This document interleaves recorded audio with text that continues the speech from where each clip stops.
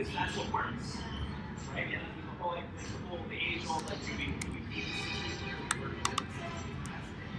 You have people. That's how people are working on these things.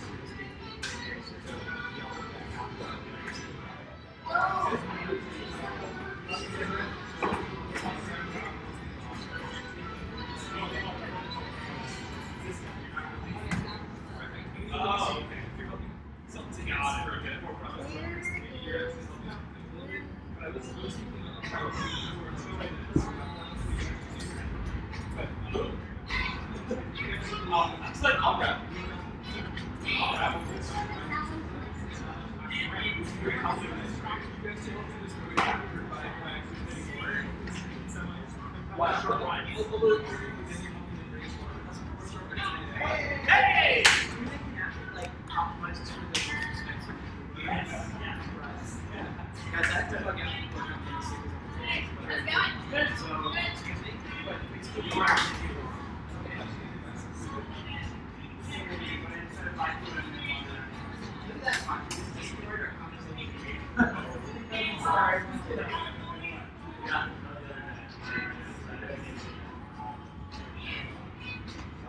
I realized that's right here too. I like the things that I like wrote and like that I don't have any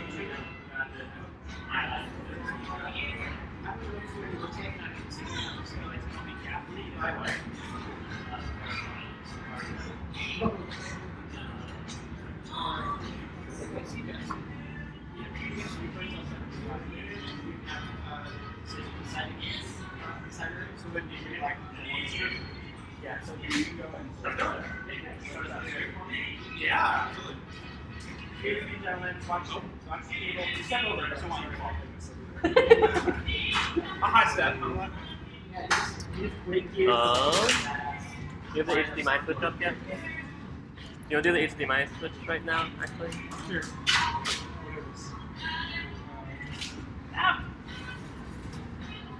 So my just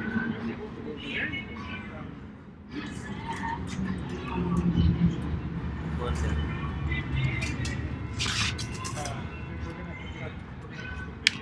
Yes.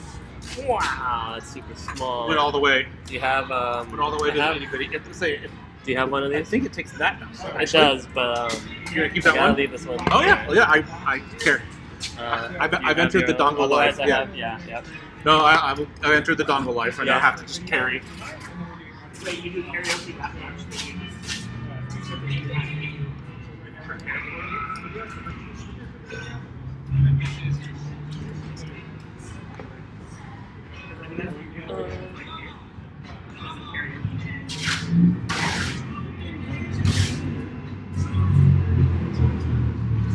Okay, never mind. We're not ready Also fantastic. because we're schooling Billy on how to do AV next time. You know.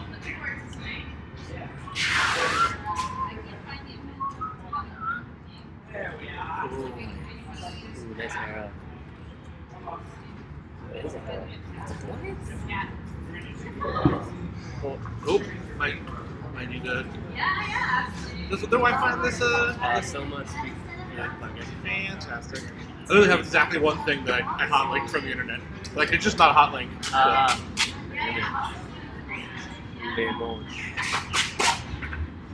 Hey Maxie, how much graphic tape do we have left, by the way? not very much. Buy more then? Yes. Okay. Oh, we have one more. Never mind, we have a whole other roll. That'll last us one more. Should I just buy more? That's at least one more. I'll just buy more. Probably like I'm not gonna leave here, so. Okay. Okay. I think you have to find the master one. See that?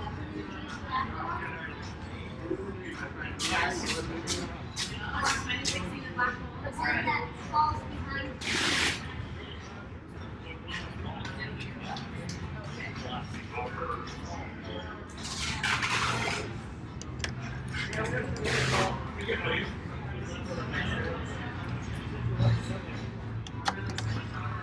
I'll let you know if you're done.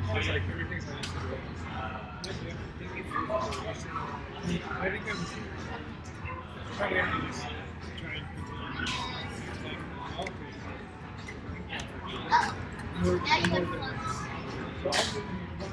Oh. Hmm? What's your day? We haven't done anything.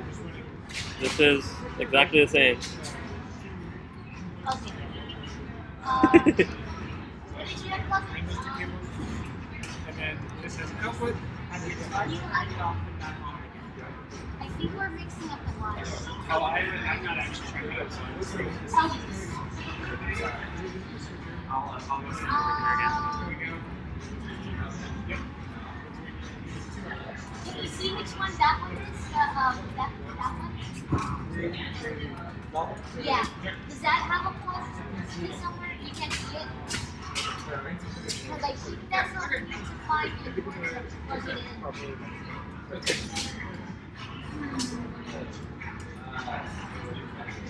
There we are.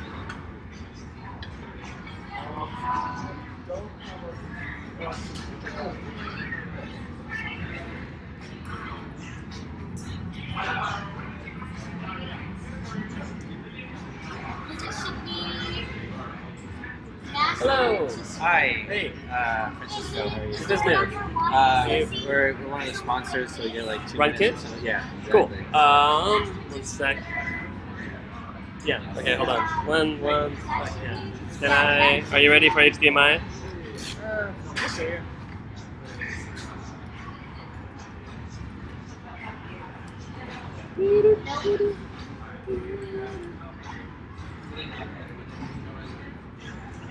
Top button.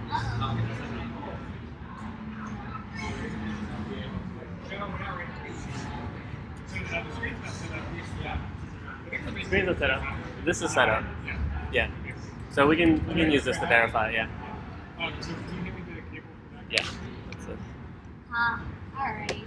One sec. We're Let's- doing a let's little keep it swappity so swap. that it's their laptop. And I'll just let them know the back is not working. Which? The back TV? Yeah. We're having Yeah. trouble sending those up. Yeah. That's never worked. Or it's worked once. They have worked. Yeah. They've worked once. And it would be amazing if we can get them to work. Yes. Yeah. We had other directions, so Okay. we'll just keep, as long as you guys can do the front, is that okay for now? Yeah. Okay. Yeah. Okay. We'll Yeah. let you.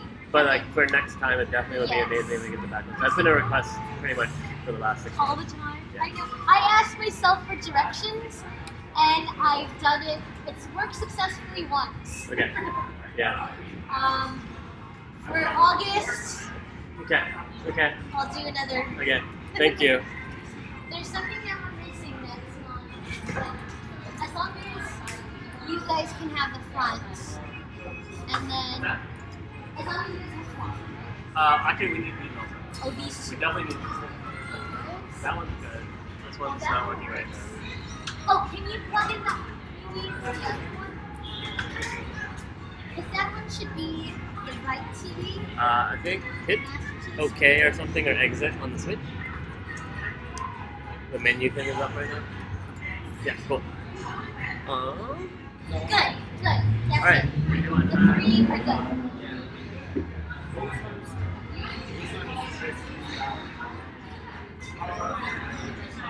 Oh, maybe we have to change the inputs on that one. Should we try to do the channel? I can do the screen. I'll do the screen once I find someone to hold it up. We're almost there, Boomer.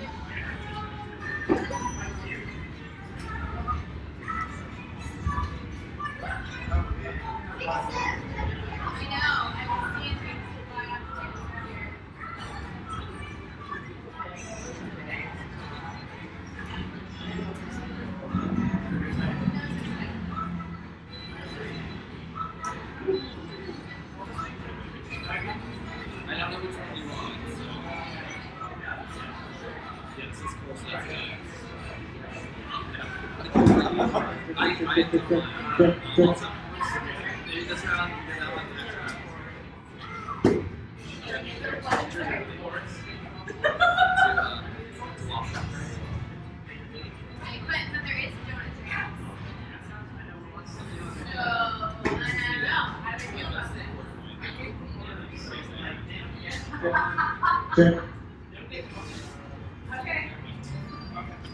Check. Check.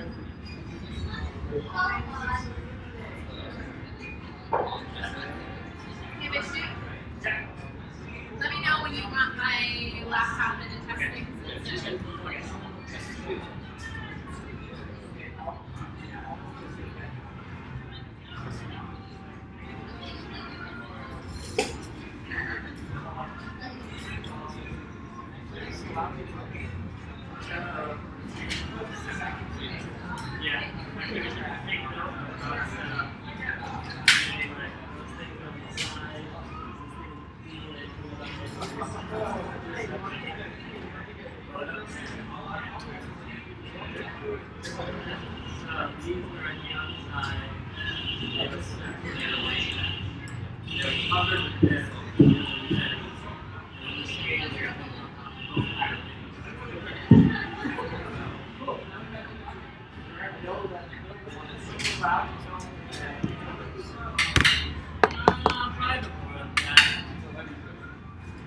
You don't think that the information?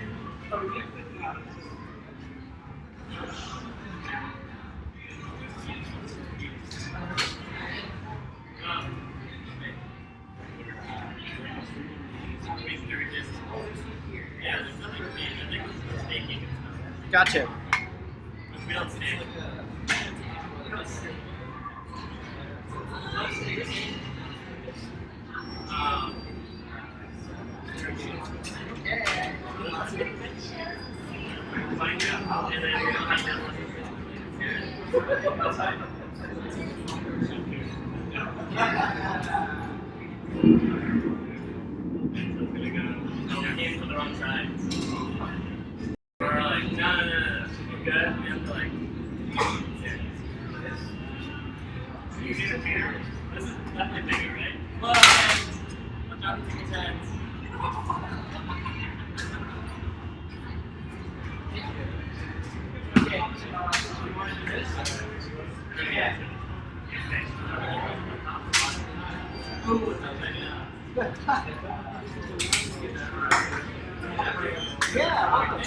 Are you sorry? Yes.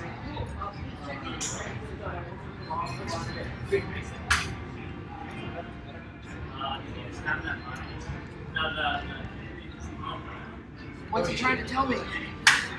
In the top? Okay, so now I gotta do it. And then we got a sometimes. Okay. Way bigger. Yeah, we got it. Wow, great. I didn't realize it was this much bigger. Or I didn't realize how small the other screen was.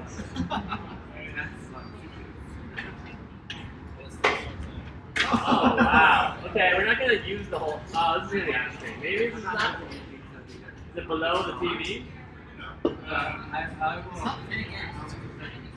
It might be... Oh, there's a yeah.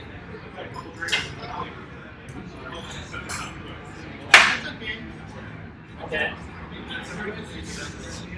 Wait, what? Mine went all the way down. Okay, it's on the wrong side. Turn it around.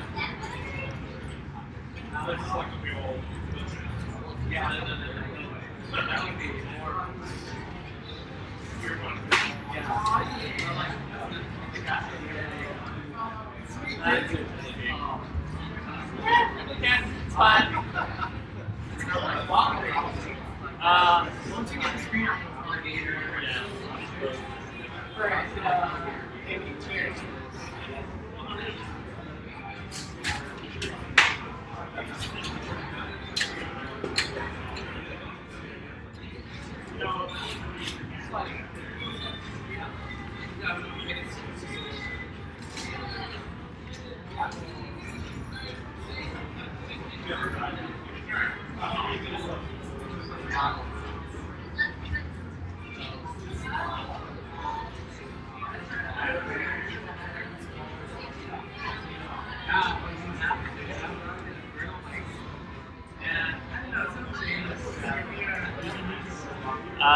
We'll have a performer in the beginning, maybe probably beginning and middle, definitely in the middle. I don't know what it is. It's both A and B. Both audio and video. You want to try out your...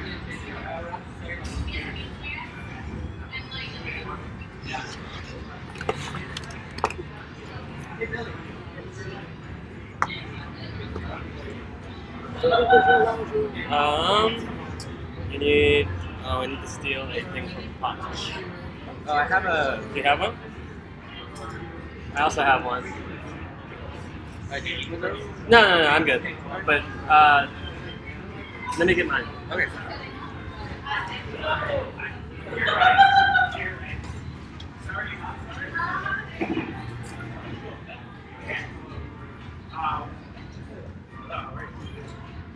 No, Emily. I'll put this in your spot for later. Oh, for.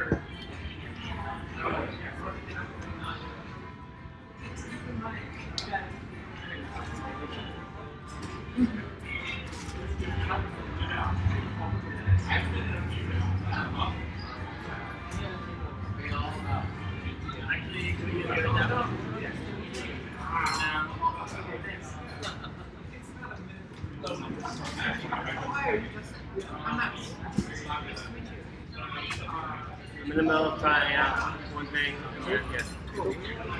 You need HDMI or Thunderbolt? HDMI. Do you have any audio? Nope.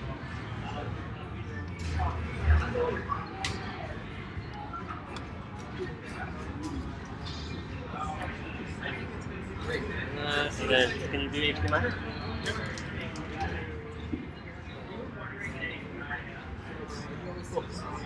Do you mind if I fiddle? Yeah, definitely.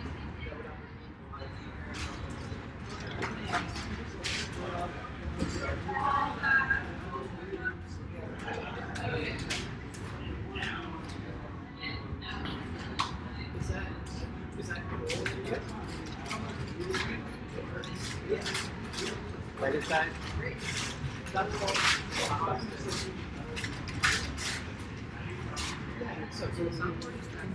maybe like around here, we have a mic stand for you. Alright. Let me remember what this is in case it is.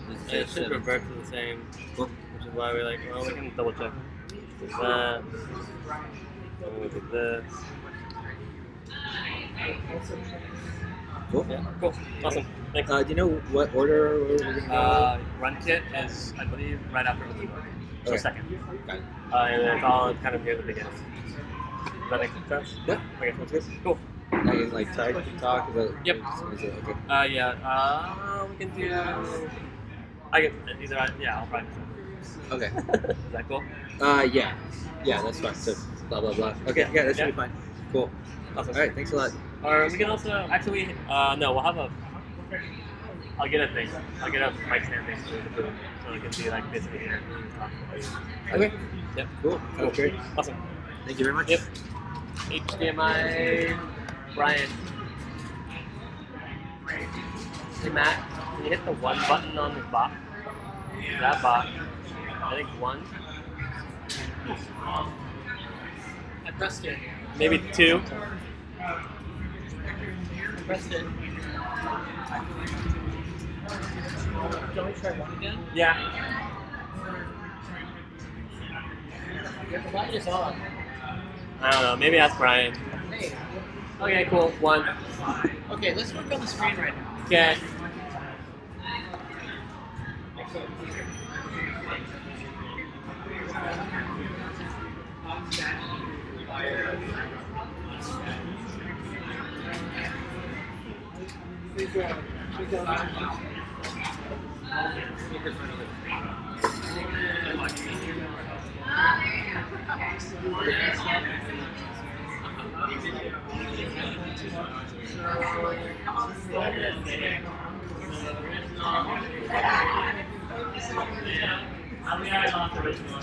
That looks right.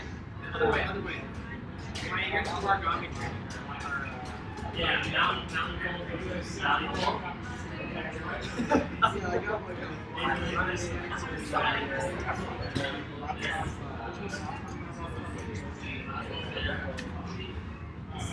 Okay, so imagine that corner, the top left corner is part of the platform. Okay, so we have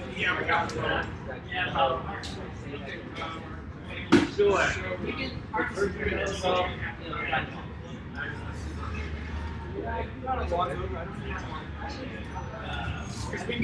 run it's up to you. Is that all right? Yeah. Thanks, really. Awesome.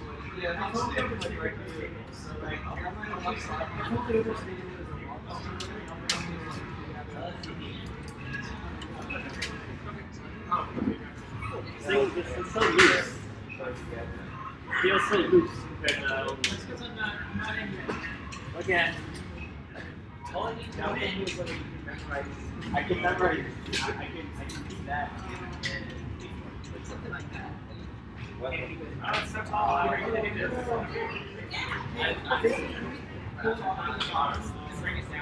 so I can't I will. Yeah, hold on. Why don't we do it like I think whatever you want. I'll write them down. I don't think what you have to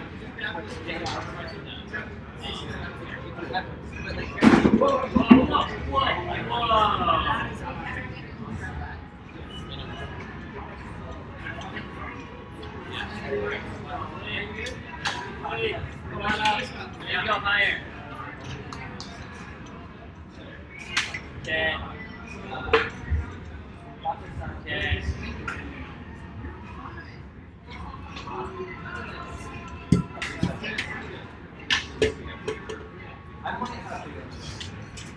You know what? I wonder if there's an manual that it's actually the right way to do this.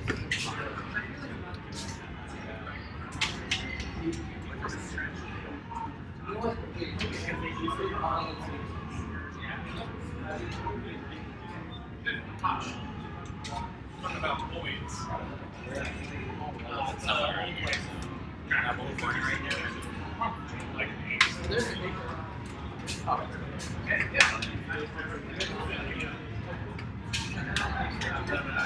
yeah.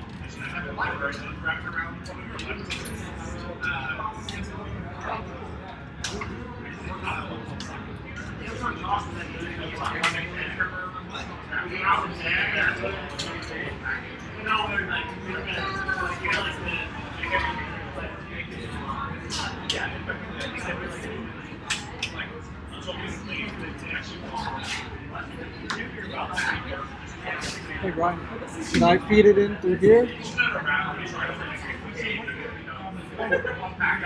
Yeah, this orange one.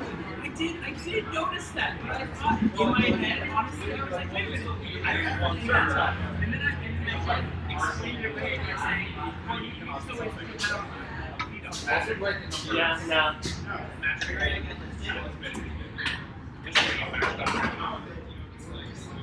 Yeah, no, it's good. I don't use your library.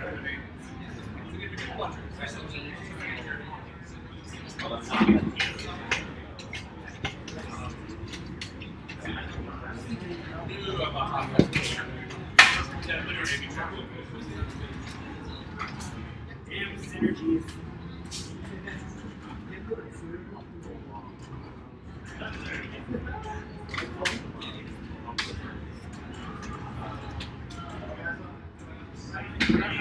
Why is it so large? You know what you're doing? Yeah. Now suddenly it makes sense. This has to be good. Probably like that.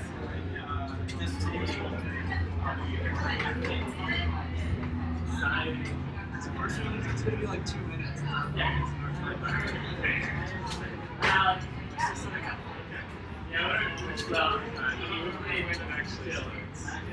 Technically 7:30.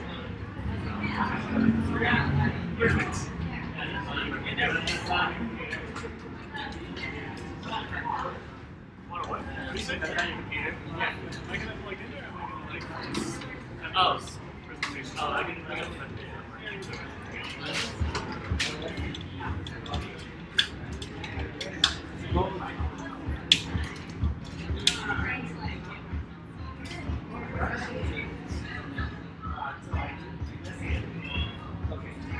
Oh my god, it's so big. Why? Why is it so large? It's almost overwhelming. I'm not. I wish.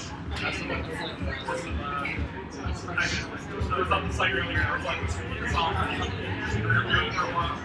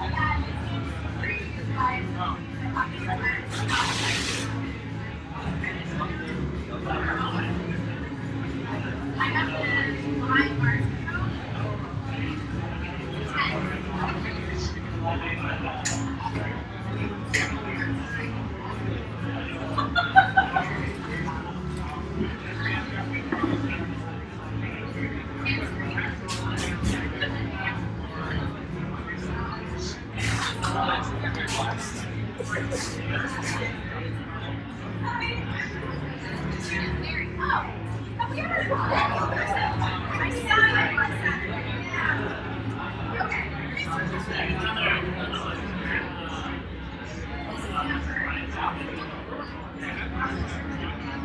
they haven't.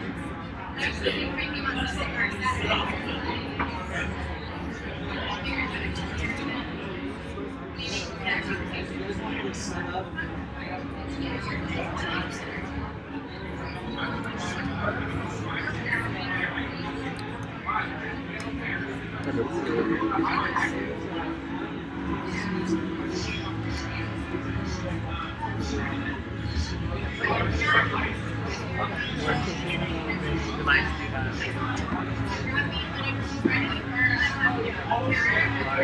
Oh, you have straight up HDMI.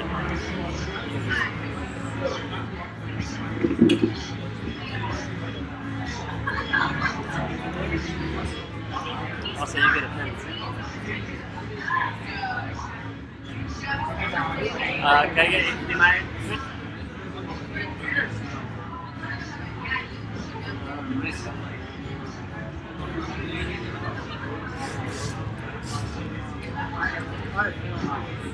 This is audio as well from this one? Yeah. Do you want you? Oh yeah, you have a video, right? You have some videos up. Right, just two.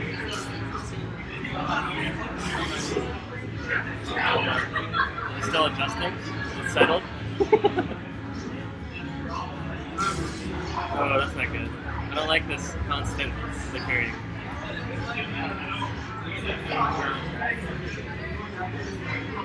It's not happy.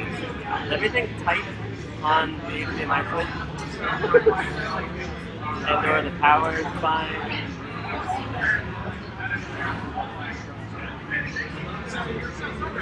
Hold on, I'm plugging it in. And then can you hit the one button on there?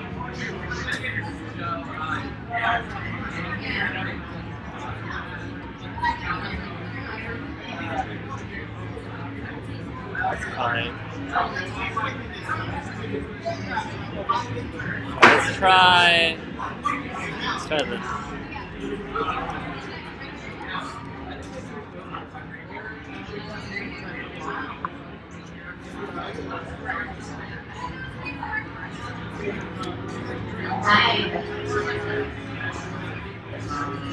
So that was from your video? Yeah, let me see. Not sure.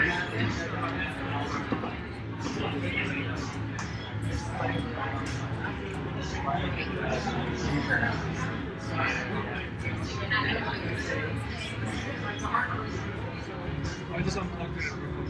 Oh.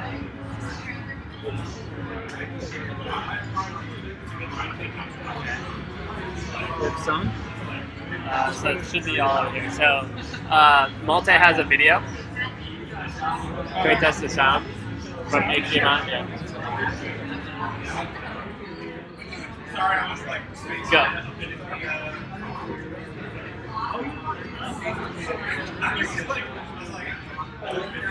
Also no video anymore. I swapped.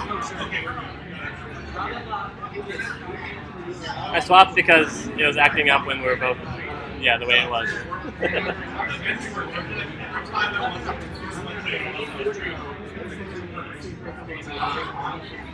Okay. And then, Please stop playing.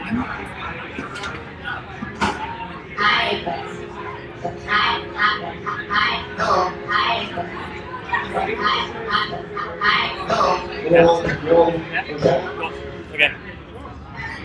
You good? Yep. Okay. Okay. And then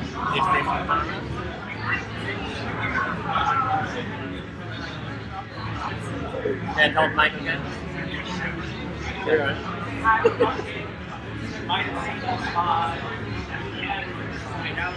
You just watch HDMI? 2, I guess now. Oh shit! Hold on. Now I just realized why I wasn't plugged in.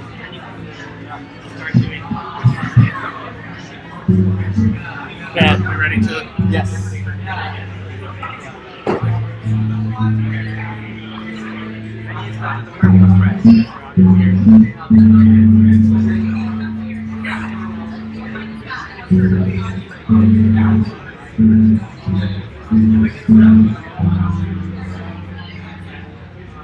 Flip. Ah, the worst. Hey, Billy?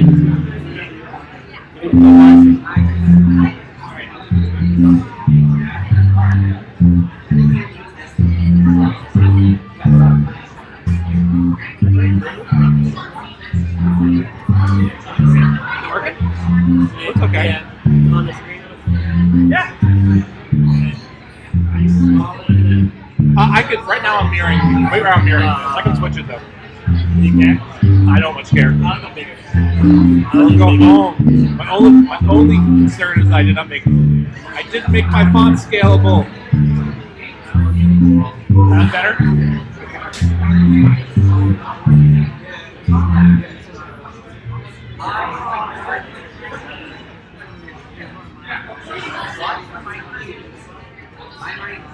If this actually ends up being I need to jump to this part, and I'm just gonna be like, yeah. I'm probably gonna say something like, oh, I guess we're close to out of time. Anyways, it's better. Okay, so essentially, you're asking a lot of me. Basically, on your it's funny sometimes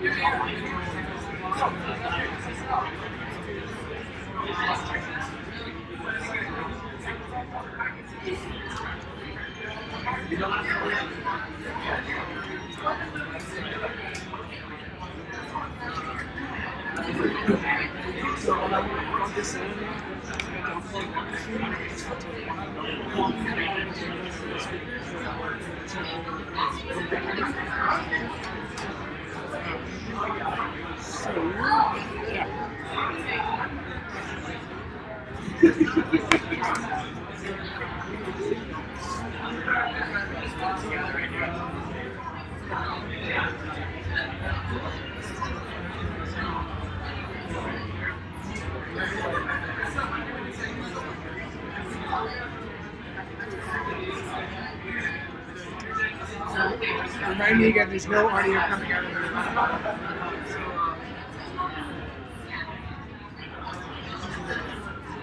yeah, just visual that I pull from the microphone when I turn that thing on.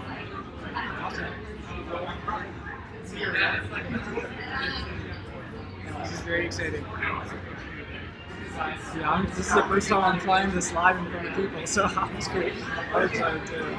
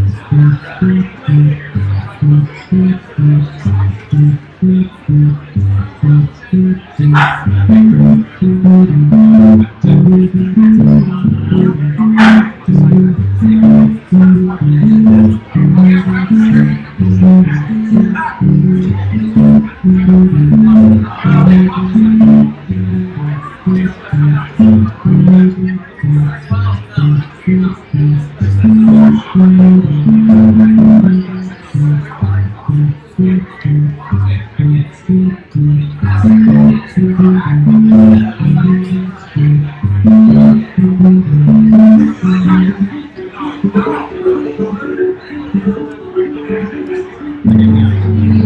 his slides now.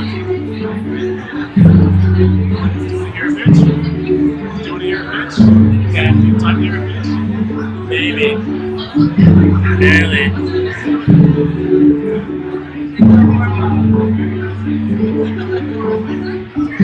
Ready to come over here with Catherine? No. Okay. Yep, okay. So similar slide when we pitch. Let's figure out what the works. Okay, ready? Okay, here we go. Great, you have 5 seconds. Guess what percentage of Americans have their own home? 30. 60%. Oh, yeah. This is the many week reminder that San Francisco's a crazy place. I actually made a handy graph of our places for the like something in my home. But I realized this is also the graph. This is a current little bit. So let's imagine we don't live in San Francisco and we instead live in Phoenix. So imagine you own a house in Phoenix and you want to sell it. And you also have 2 screaming toddlers. So you have a lot of problems. You have a new job, say like an hour that you want to move to. But you can't sell your old house until you have a new one to move into, and you can't buy the new house until you sell your old one. So you need money to buy the new one. So it's going to be a stressful process, and the process is going to look like you're going to put the house on the market, you're going to find people who want to buy it, and then you're going to like show them through the house with open houses, and that's going to take a few months. And you're going to be like totally uncertain about the price you're going to get, and when, and you're going to have like all this hassle of like open houses and like uncertainty. And so, but there's a new way. The new way is go to Open Door, tell us about your house. We'll make an offer to buy your house directly from you. Like within 24 hours, we'll tell you what price you're going to get, and then you can pick like in the next few months anytime you want to sell. And that's it. You come to us and you're like, we'll buy it directly from you and just take care of everything. And so there's a lot of problems in there for us, from like making that offer without seeing it, to like renovating and reselling and like all the parts of that scary transaction. And so there's a lot to do. So come join us. We're hiring for pretty much everything. Running data time. Come talk to us after.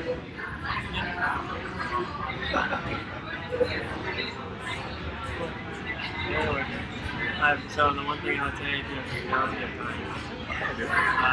You can also just do the is well,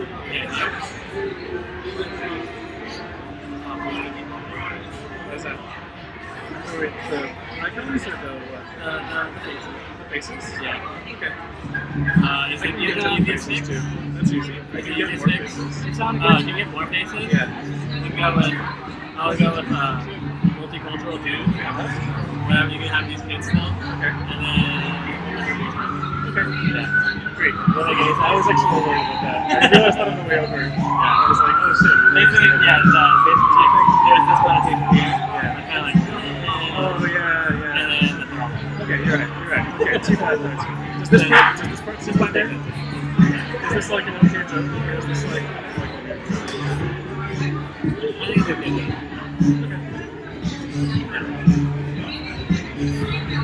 Do you want to run it off mine? Do you want to run it off my computer? Yeah. Oh, I mean, yeah, I'll hear it on yours. Whatever's easiest for you. Yeah, just gonna run it. Yeah. Yeah. Did you guys want me to go first and then Yeah. So like around 7:25, like around 7:30 basically. Do the one song and then yeah. Alright.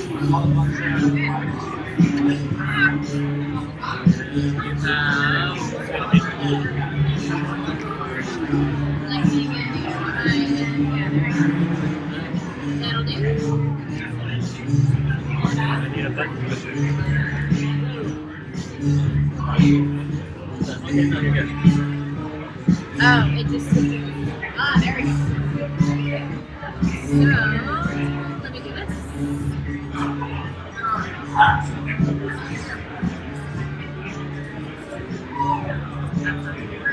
Oh, live something?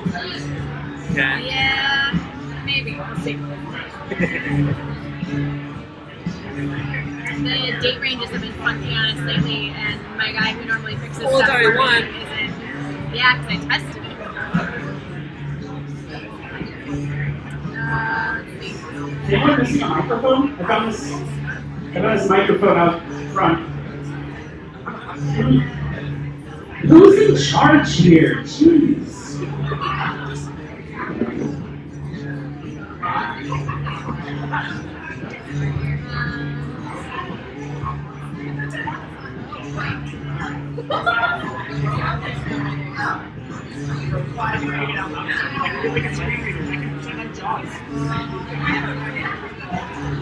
So the other thing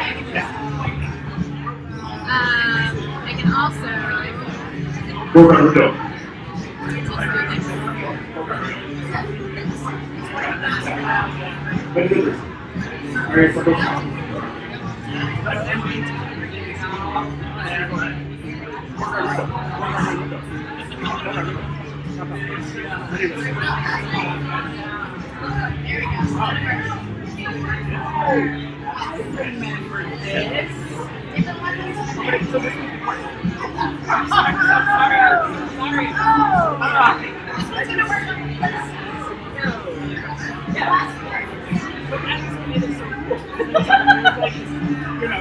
There is tension.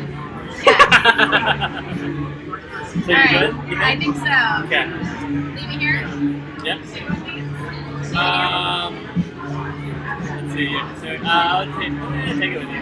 Okay. 1, 2, 3, 4, 5. Okay. Okay, thank you. Hello! I need to test my. Yes. Whoa. It seemed like a good idea at the time. Sorry. Are you Rebecca? Or Caroline? Oh, you're Caroline. Hey, nice to meet you. Nice to meet you. I'm excited for your Thank you. I had no idea that would happen. I'm gonna do the depressing talk. I'm gonna do the not Okay. I just need to be able to see Oh! what the fuck? Oh, no, that makes sense. I think other side. Yeah.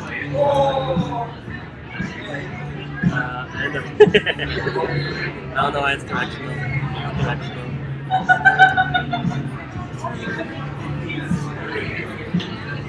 Resonates, yeah.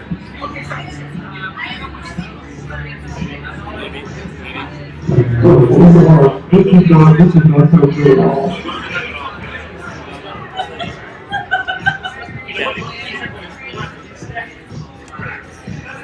Can you switch HDMI really quickly? Hold on. Trying things. That is not mine. Okay, swap again. Just need to double check. Okay, you're good. Like, I need to be able to see my nose. Okay.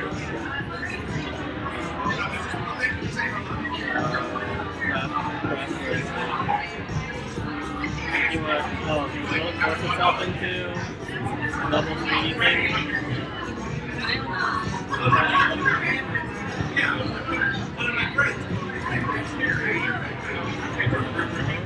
I think you want to open the spec button system. And new images. And I'm trying to go. Yep, yay. Okay, cool. Okay. And then, do you have any audio? No? Cool. And then you are first. Okay. Okay. I'll just be right here. Okay, so it's gonna be after like all the sponsors and the tips. Can you swap it for like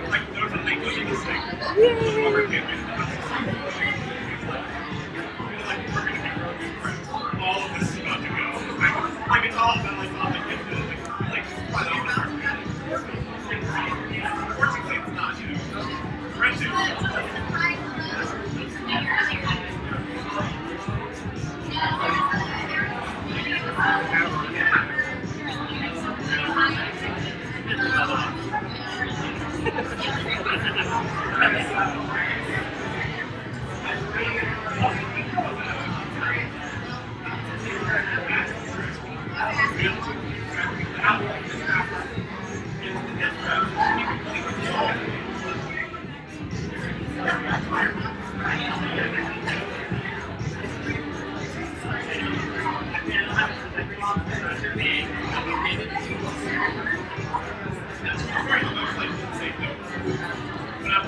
Yeah.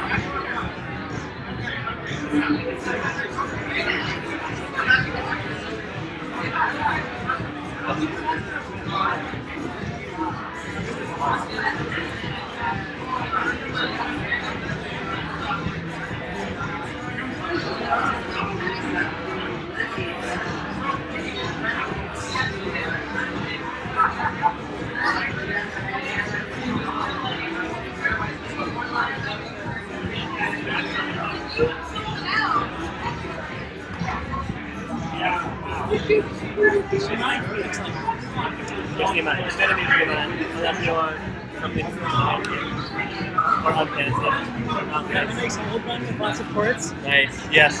And this. I've been resisting upgrading, but I like my ports. Then HDMI.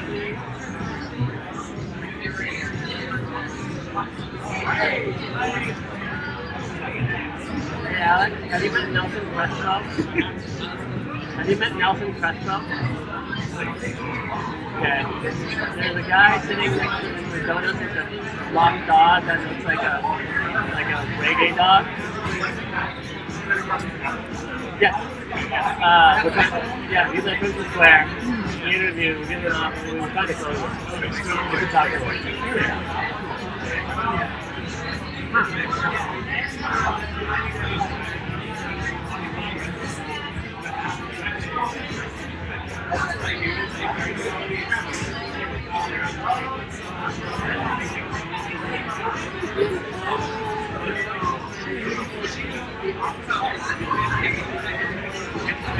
It's working.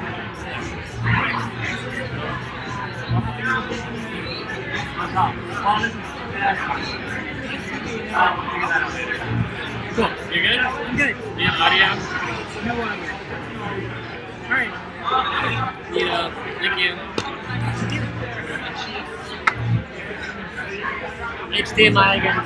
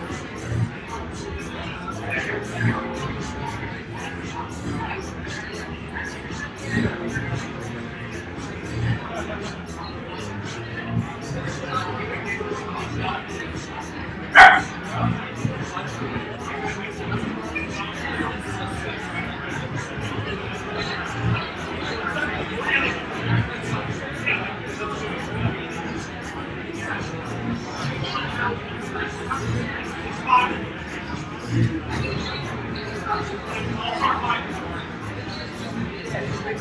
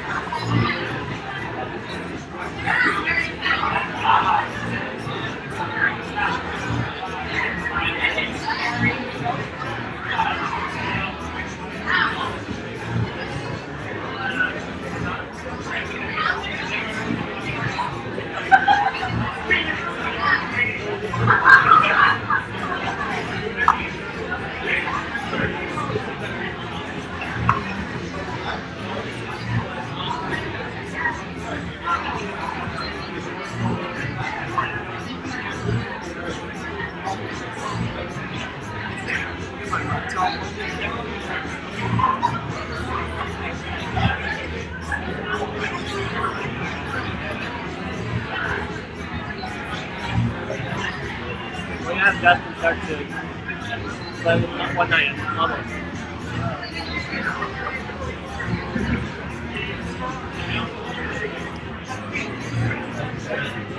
HDMI.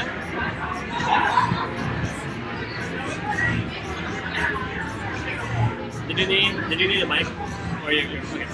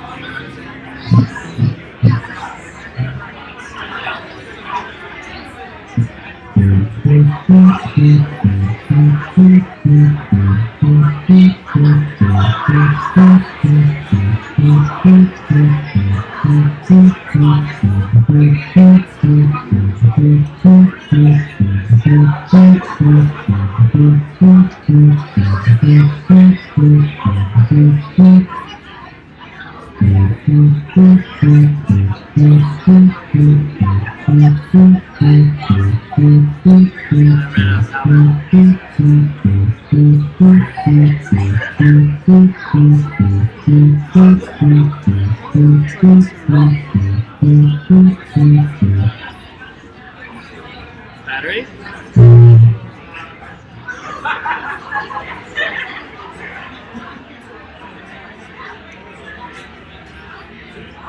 Is there a charger?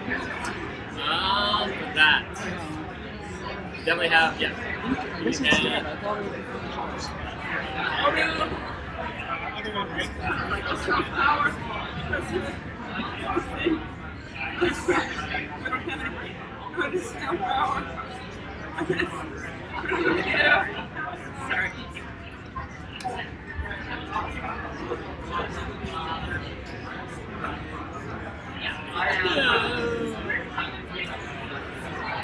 it's a crazy glossy screen you have. This is very good. Okay, Yeah, I can use now I gotta wait for boots. it has a 78% He's starting. And he hasn't really had a chance to start because his computer is at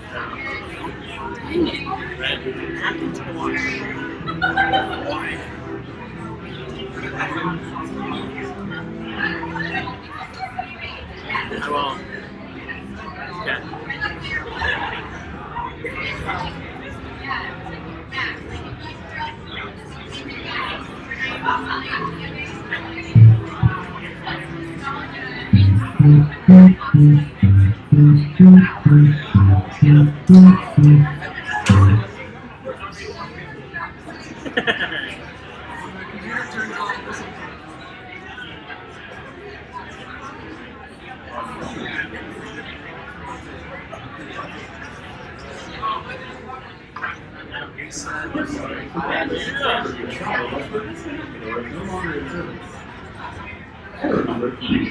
I blame the web.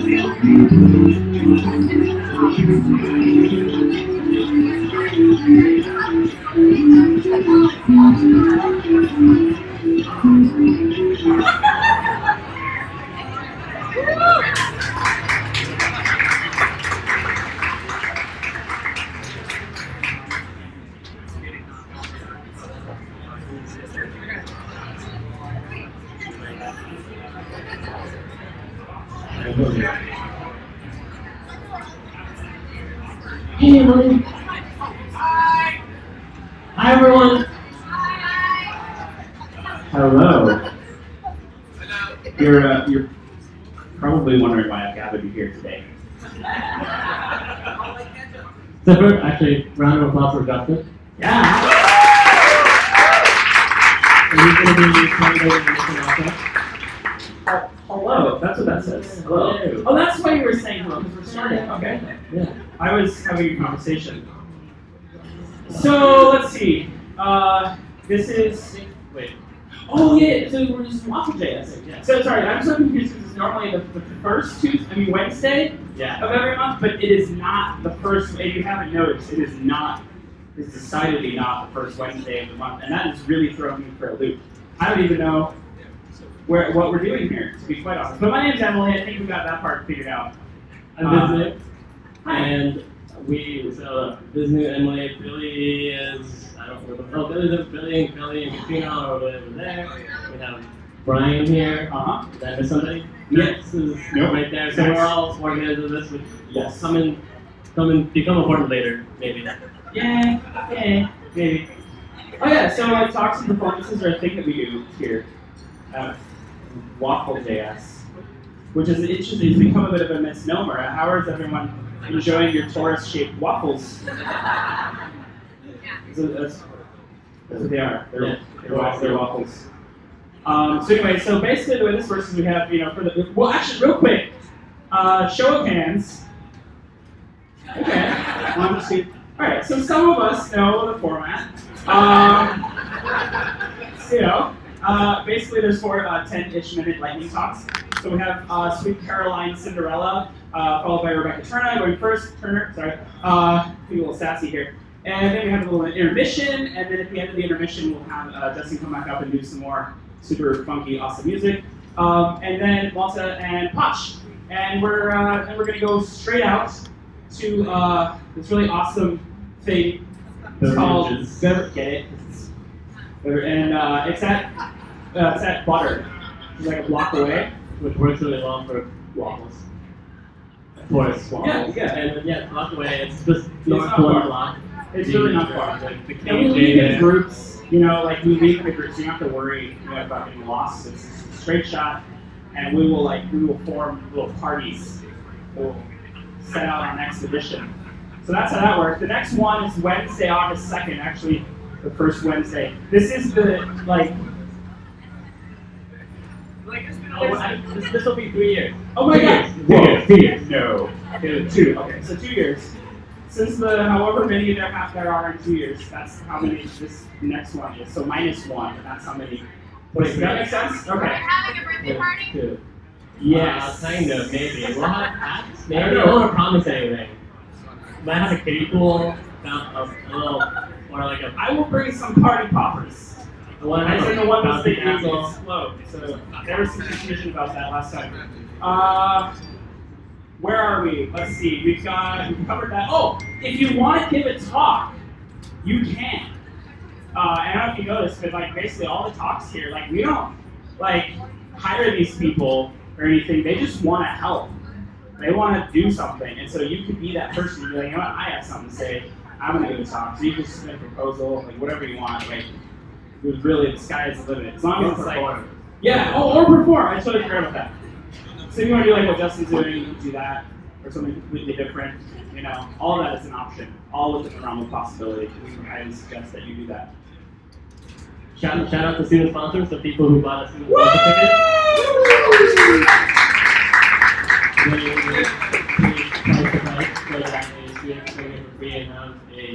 Taurus waffle with all of you. Yeah. Which is, that's a very important thing. We don't really touch on this a lot, but I think really big thing about getting people involved in tech is giving them the network. We focus a lot on the academics and the technical abilities. We all know when it comes down to it, it's not what you know, it's who you know. So network, kids. All right, so we got that taken care of. This brings us to everyone's favorite part of the evening, the code of conduct. And given that the code of conduct is a very serious issue, I'm going to have to sit down. We here, and I know most of us were on the same page, but we expect everyone to follow the JSConf code of conduct, which is a particularly awesome one.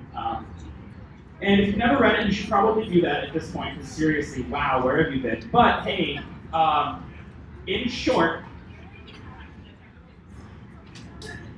Waffle.js is dedicated to providing a harassment-free freedom experience for everyone, regardless of gender, sexual orientation, disability, physical appearance, body size, race, age, or religion. We do not tolerate harassment of attendees in any form. Sexual language and imagery is not appropriate in any medium, including thoughts or even just casual conversation or even during or after the event. Waffle.js participants violating these rules may be sanctioned or expelled from the meetup without a refund at the discretion of the organizers. If you see, hear, or overhear anything, please find one of us and we will do what we can to make it right. And as always, please remember to drink responsibly, which means ask Seldo for a Coke if you'd like one, because he will buy you one. That's it. You buy one for me. I don't know. He's shaking his head no, but I'm pretty sure he asked nicely, so probably. So did I just ruin it? You're never going to buy me another Coke again? I'm so sorry. Oh, okay, I'm sorry. Apparently I'm special. Offer rescinded. Anyway, so about the code of conduct thing, you see here on this lovely stream, which is somehow larger than it was last time. It is bigger than it was. So I'm told. There are options. You can DM at Waffle.js. That's on Twitter. The microblogging service. Yeah, the microblogging platform known as Twitter. Yes, or you can let one of us know. It's like in person. Yep. Or you can anonymously text to the number 650-735-0005. That number again is 650-735-0005. Or you can anonymously report it to the forum. You just type into that. You just like it's /conduct, wafflejs.com/conduct. I know I'm really taking a long time here, but it's important. So that's how that works. And that concludes the code of conduct portion of our evening. Which brings us to sponsors. So this is a sponsored event, which is why we have like a bigger screen and other things, because we spend our money on things like this. And then we donate out the rest to charity, actually. Trivia. I think we've donated, a lot. I think at least $10,000. At least. I think $10,000 for charity. Woo! So all of you actually online, you have to see our budget. And give us a hard time if we're not doing enough. Yeah. So Open Door is a sponsor. Alex here is. Let's see. Where did I go? I go here, and then I go. How do I click? Dude, here. Hold on. I should have done this before. It's okay. Maybe it's gonna work. Yay! All right. Hey everyone. I'm Alex. Think fast. What percentage of Americans do you think own their own house? All of them.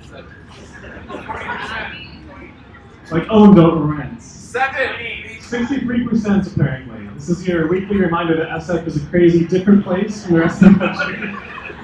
So I prepared a graph of places I might someday own my own house, and it looks kind of like this. And then I realized this graph also applied to places I currently want to live, so I relabeled the graph. But let's assume that maybe we don't live in San Francisco and we live in a place like Phoenix. So let's say that we own a house in Phoenix and we want to sell it. But you also have like 2 screaming toddlers, and you have a lot of constraints, like maybe you just got a job an hour away, but you can't sell your own house until you have the new house to move into, and you can't afford the new house until you sell your own house, your old house, so you have the money. So you have a problem. And so what this is going to look like is you're going to try to find a buyer. And so you will host a lot of open houses, you'll find buyers, they'll come see your house, and you will have no idea for a while like what price you're eventually going to get or when. So you've got questions about like the timing and certainty. And meanwhile, you're like hosting all these open houses and like pushing your toddlers out of the way so that the buyers can come see and be impressed. So what if there was a better way to sell your house? And there is. The answer is you can sell it to Open Door. So instead of doing this, you can go to Open Door's website, tell us about your house. We'll make you an offer on it in the next 24 hours. We'll tell you how much we're going to pay. And then you can pick a time, any time in the next few months, and sell it to us, and we'll just take care of everything. So that is Open Door. And then under the hood, what we're doing, so we're making those offers on houses without seeing them. We're going to fix them up and then resell them. So lots of problems in there, and then like all the scary, crazy parts of real estate. And we're hiring for pretty much everything. So front end, data side, all engineering. Talk to me, Vishnu, Billy afterwards if you're interested. Enjoy your round of waffles.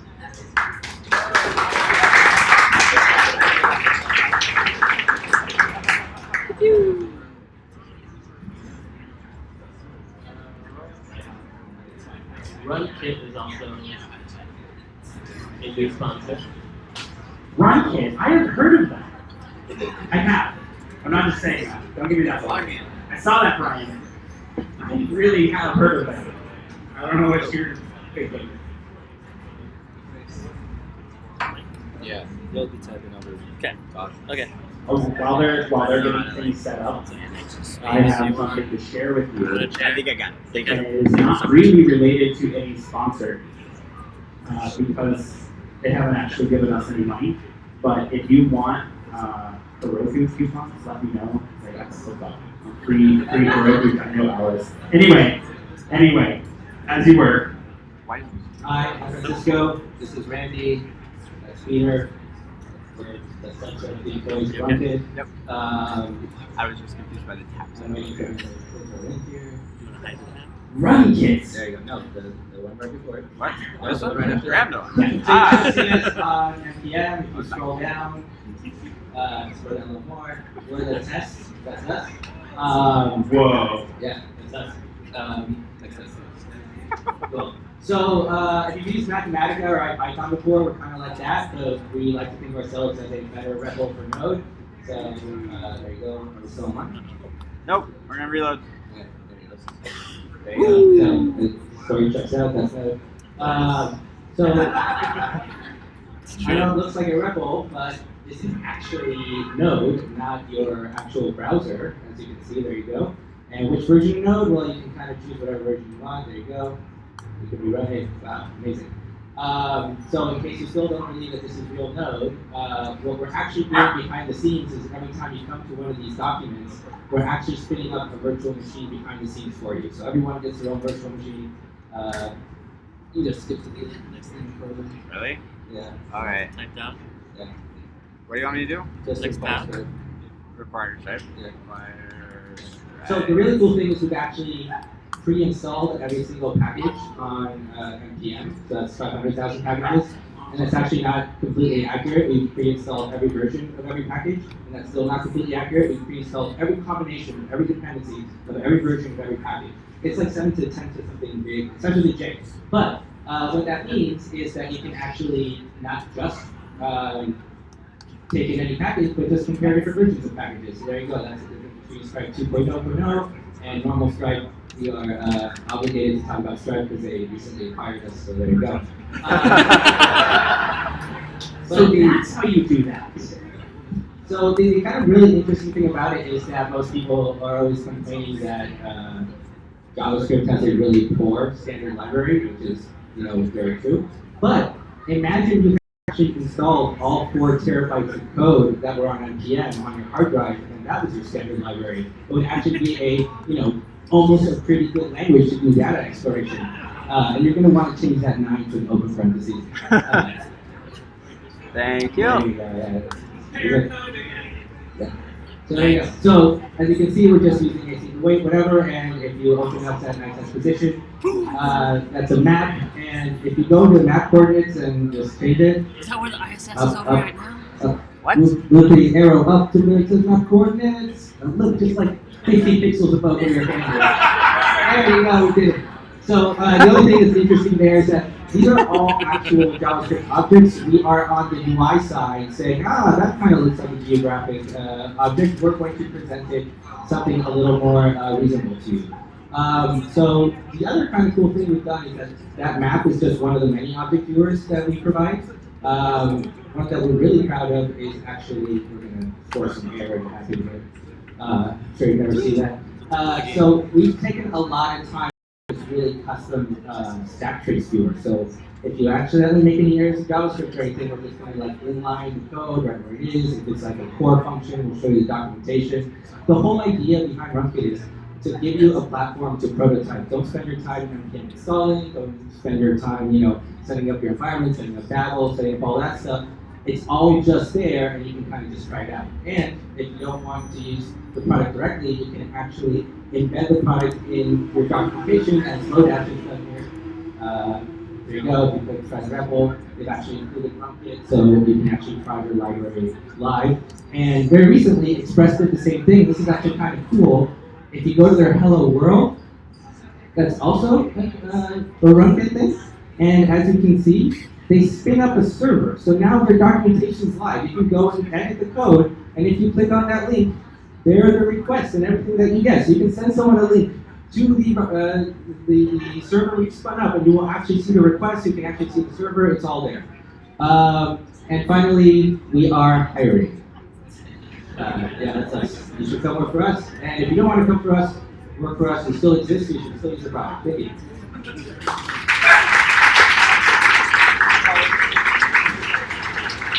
I mean, that is pretty sweet. I mean, I am blown away. I mean, it also sounds like the scariest botnet waiting to happen, but that's still also really cool. Also, a side note before SparkPost gets going, hold on, Mary. Sorry, I promised that I would do that. REPL, for those of you who may not already be in the know, stands for Remember, ECMAScript is the perfect language. So, keep that in mind. Excuse me. And also, Mary, I'm sorry, that was uncalled for. You were prepared and I was not, and that was my fault. Thank you. And I should not have taken that out on you, and I apologize. There we go. So, that's on me.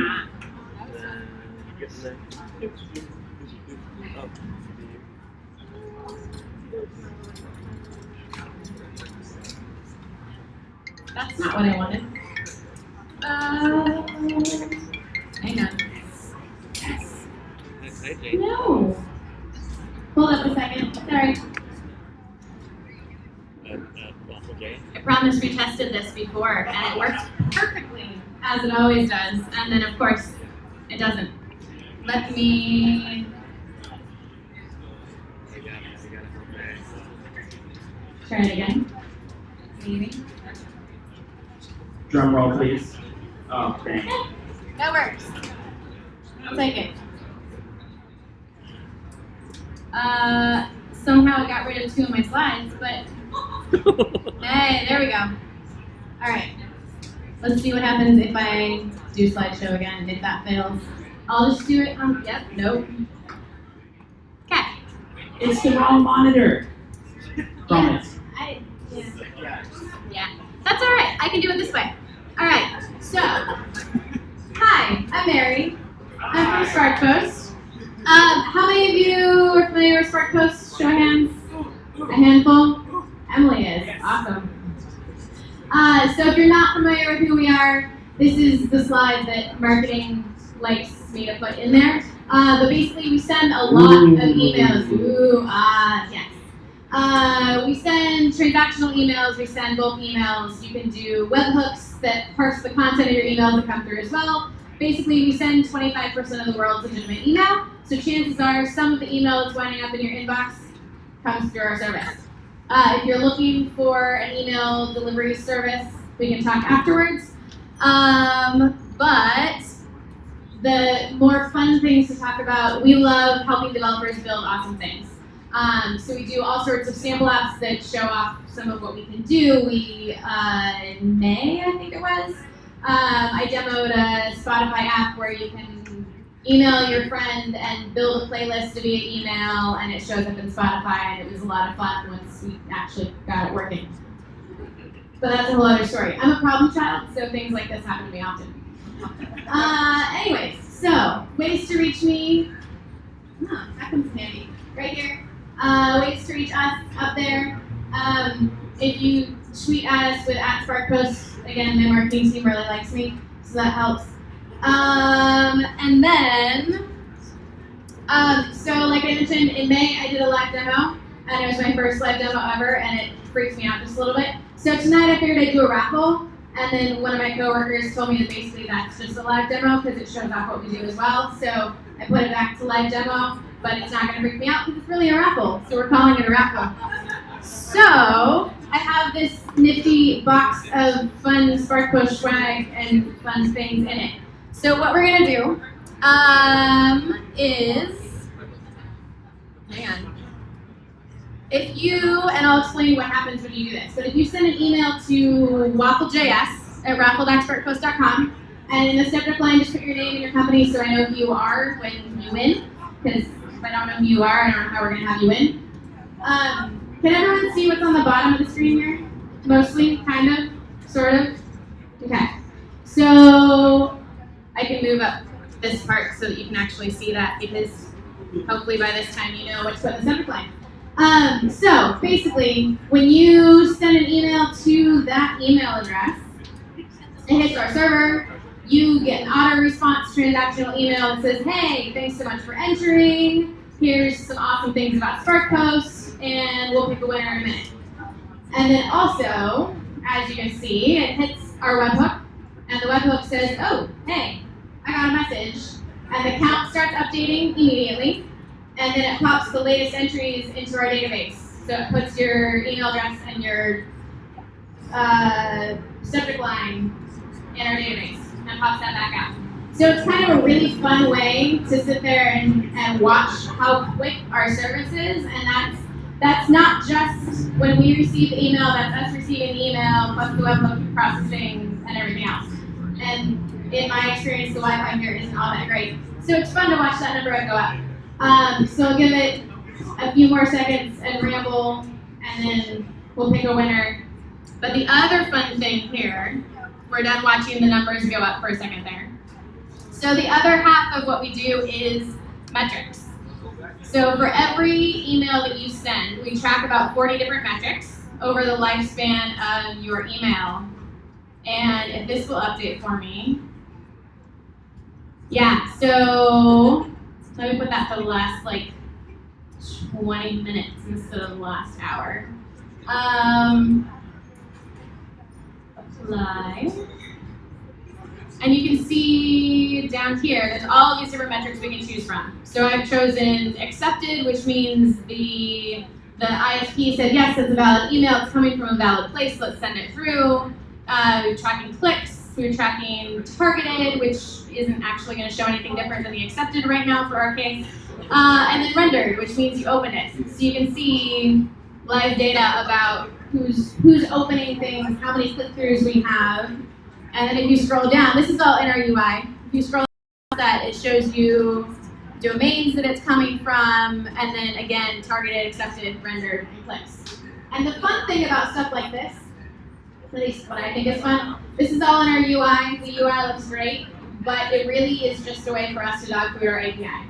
So everything that you see in the UI, you can do it all plus far, far, far more in the API, because this is things that customers have asked for, but we are API first. So that's our priority. So we're up to 44. That's awesome. I like it. Give yourselves a round of applause. 45. Wait, okay. I'm going to count down. 5. Send out your last emails. 4, 3, 2, 1. All right, time's up. So then I go over to this nifty screen. Wait, I wasn't ready yet. Luckily, you had a couple more seconds there, so you know. If I update the dates here. So we have 47, and we have one poor soul who misspelled waffle.js. Sorry about that. So if I say pick a winner, that's not what I wanted to do, but our winner is Amy Adams. If I'm trying to read the email address properly. Hey.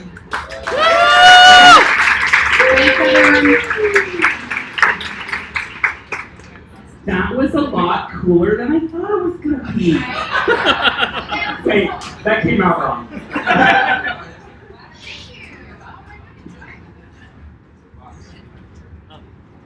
All right, let's get started. Yeah, I mean, I think that's a good idea at this point. And also, quite frankly, we have wasted enough time. Oh, sorry, I was just speaking my mind. So our first speaker is Caroline. Who, let's straight up here. Great, yeah. I am under strict instructions to introduce Caroline as. Wait, are you ready for the introduction? I don't want to jump the gun. Yeah, go. Do it. Introducing Sweet Caroline Cinderella.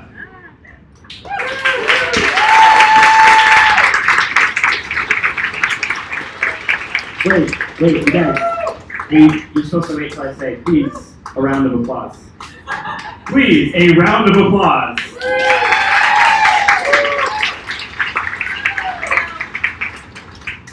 Hi, I'm Caroline Sinders. I am a designer and online harassment researcher at the Wikimedia Foundation. So I'm pretty much paid to have men explain things to me on the internet. That's like actually my day job. Not a joke. And that's why we're all laughing. But before I went to work at the Wikimedia Foundation, I was a chatbot designer and design researcher at IBM Watson, and a lot of my research sort of looks at how do you think about language inside of large-scale systems, how do you think about emotions on the internet, as well as the ways in which machine learning thinks about emotion. So this talk is emotional, intelligent, artificial. One of my favorite bots is Eliza, which is from the 1960s. It's actually not a bot. Eliza is an early natural language processing computer program created from 1964 to 1966 at the MIT Artificial Intelligence Laboratory by Joseph Weizenbaum. It was created to demonstrate superficiality of communication between man and machine. Eliza actually wasn't very much of a bot. It didn't really understand what people were saying, in the sense that it simulated conversation by using pattern matching and a substitution methodology that gave users the illusion of understanding as a part of the program, but it actually had no built-in framework for contextualizing events. Eliza couldn't understand language, it just had programmed responses. And one of the reasons I like that a lot as an example is Eliza was able to mimic a therapy bot by simply asking, how do you feel about that? Can you elaborate? Tell me more. And as a design researcher who thinks a lot about language and emotion, you actually don't have to really have your code do a lot of understanding if you are really good at writing. And I think this is a good example of that. Eliza existed to really do one thing. It was to sort of be in a therapeutic space. It wasn't designed to understand everything. It wasn't designed to be a one-size-fits-all solution. It had one role, and it fulfilled it pretty well by asking similar questions that a therapist would ask, which now, I'm sure all of you are wondering, is your therapist just asking you random questions? Because I definitely wondered that. So, bots are hella literal. This is one of my favorite robots. And so one of the things I actually do with my new job is I think about what does conflict look like inside of a system, inside of a space where we're not speaking face-to-face, our language is decontextualized, it's put into a space where we can't understand emotion, we have none of the affordances we have in everyday communication. So someone saying, I fucking hate that, they may say it like, I fucking hate that. They're like trying to be cute, but all you see is like the literal writing of the words. If you don't know who they are, you can't see their body language, or if they're tensing up, or how fast they're speaking, or how slowly, or if they're exaggerating. You only see the very, very literalness of the words, which I think is really fascinating. So part of my job is to look at conflict inside of a system, then think about when conflict turns into harassment, when does that harassment turn into abuse? And I can only look at the things people have written each other because I work at Wikimedia, so I can only see what people are writing on Wikipedia. And so I started to think about what does abuse look like inside of a system when it becomes quantitative data and it stops becoming language, it starts becoming something you have to put inside of an Excel spreadsheet. So at a very, very high level, this is an example of how a bot can understand language. This is not Watson, because it kind of works.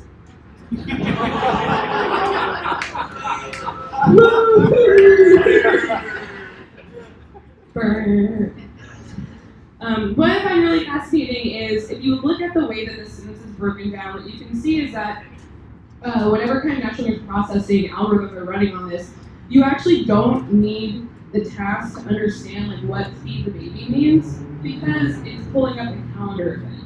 So there's a lot of really interesting and fascinating things you can do to sort of hide or have the system seem much more smarter than it actually is. If it's a calendar reminder system, it doesn't need to know what feed means or what a baby is. It knows, like, from like giving a command at the very beginning, remind me, and then a date, that it should put something inside of a calendar.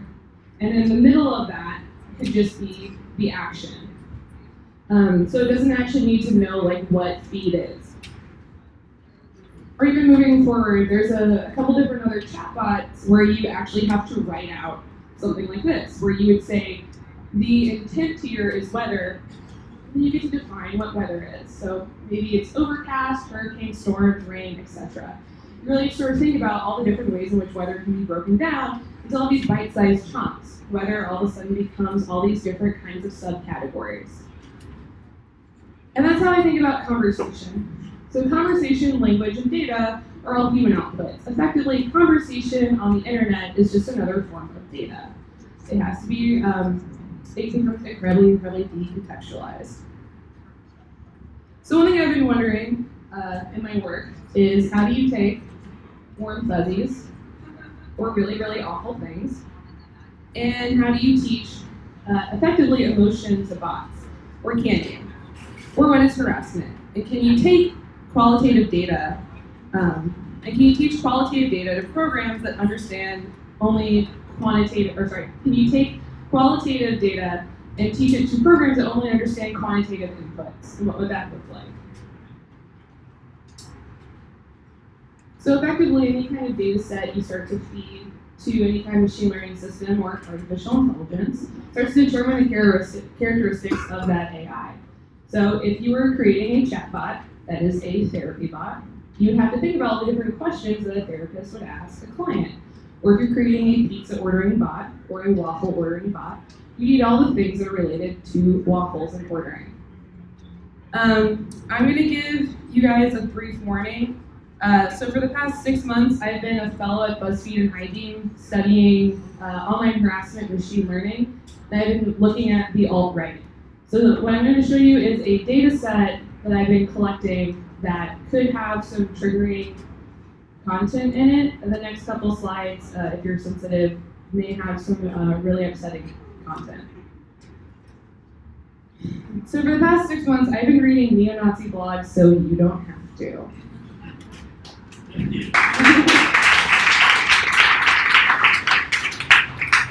So because I was focusing on online harassment, that's what I'm employed to do, and I got this arts fellowship, the election really changed the state of what online harassment is inside of different sections of the internet. If you look at Reddit, 4chan, and 8chan. Online harassment stopped being something that could just be sort of contextualized inside of Gamergate and started becoming incredibly political.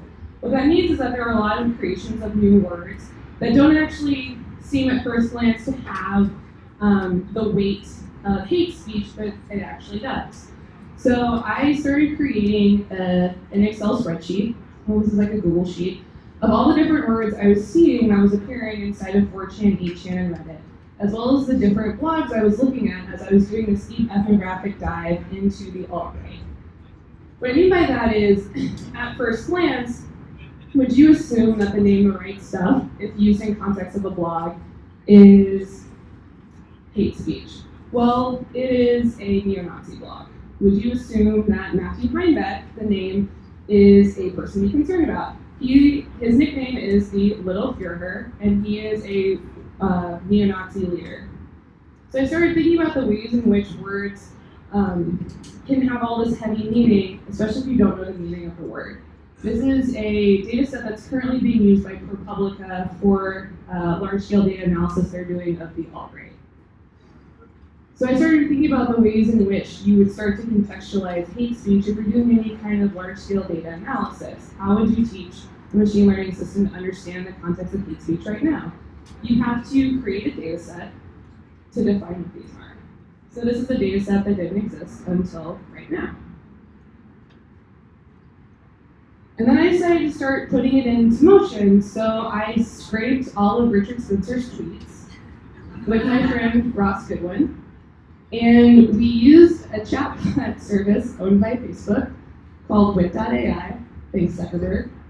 And what we're doing is we're annotating all the different words that exist in this Excel spreadsheet in the tweets. So we're trying to highlight all of these hidden words that seem really innocuous inside Richard Spencer's tweets to actually really show how they're dog whistles to the alt-right, white nationalists, and white supremacists. So for example, on here, Baked Alaska is a white nationalist who used to work at BuzzFeed. Fun fact. Then with another friend, Francis Singh, we scraped all of the images from the Donald and the alt-right subreddits, and we've been going through and tagging them. So all of these are from since the creation of the alt-right subreddit. And here's examples of all the different words we're tagging. Eventually what we're going to do is actually run a computer vision algorithm, just OpenCV, over all the different images so they will start grouping them and making connections. The one thing we were thinking about is, as we're annotating these images, what do they represent? Is it a white nationalist image? What's in the context of the image? This one down there, for example, is a KKK rally. We're currently working on sort of analyzing all the different kinds of data that we're tagging to sort of see how, what exists inside of this data set. We are having to hand tag this. So an example is if something's from the Drudge Report, we're putting it there. If something is a screenshot of text, we're annotating what's inside of the text.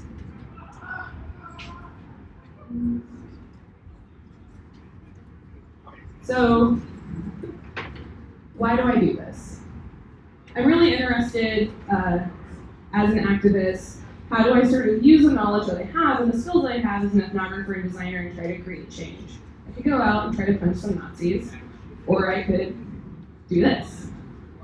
One of the reasons I think this is really important, as more and more spaces start to create tools to really analyze the toxicity of language, what harassment is, you often end up with the questions of who's defining toxic? Who gets to decide what harassment is? This is an example of this alpha API that Google's worked on called Perspective API. And it's looking at toxicity inside of commenting sections, but it's really missing the nuances of what hate speech is. For example, this right here was only rated as 37% likelihood of toxicity. Well, this is the most popular white supremacist slogan in the world. It's often referred to as 14 words. It is, we must secure the existence of our people and future for white children. What would make this toxic? Is it that secure predates people and then future and white children, or is it the meaning and context behind the word, what it means to a specific group?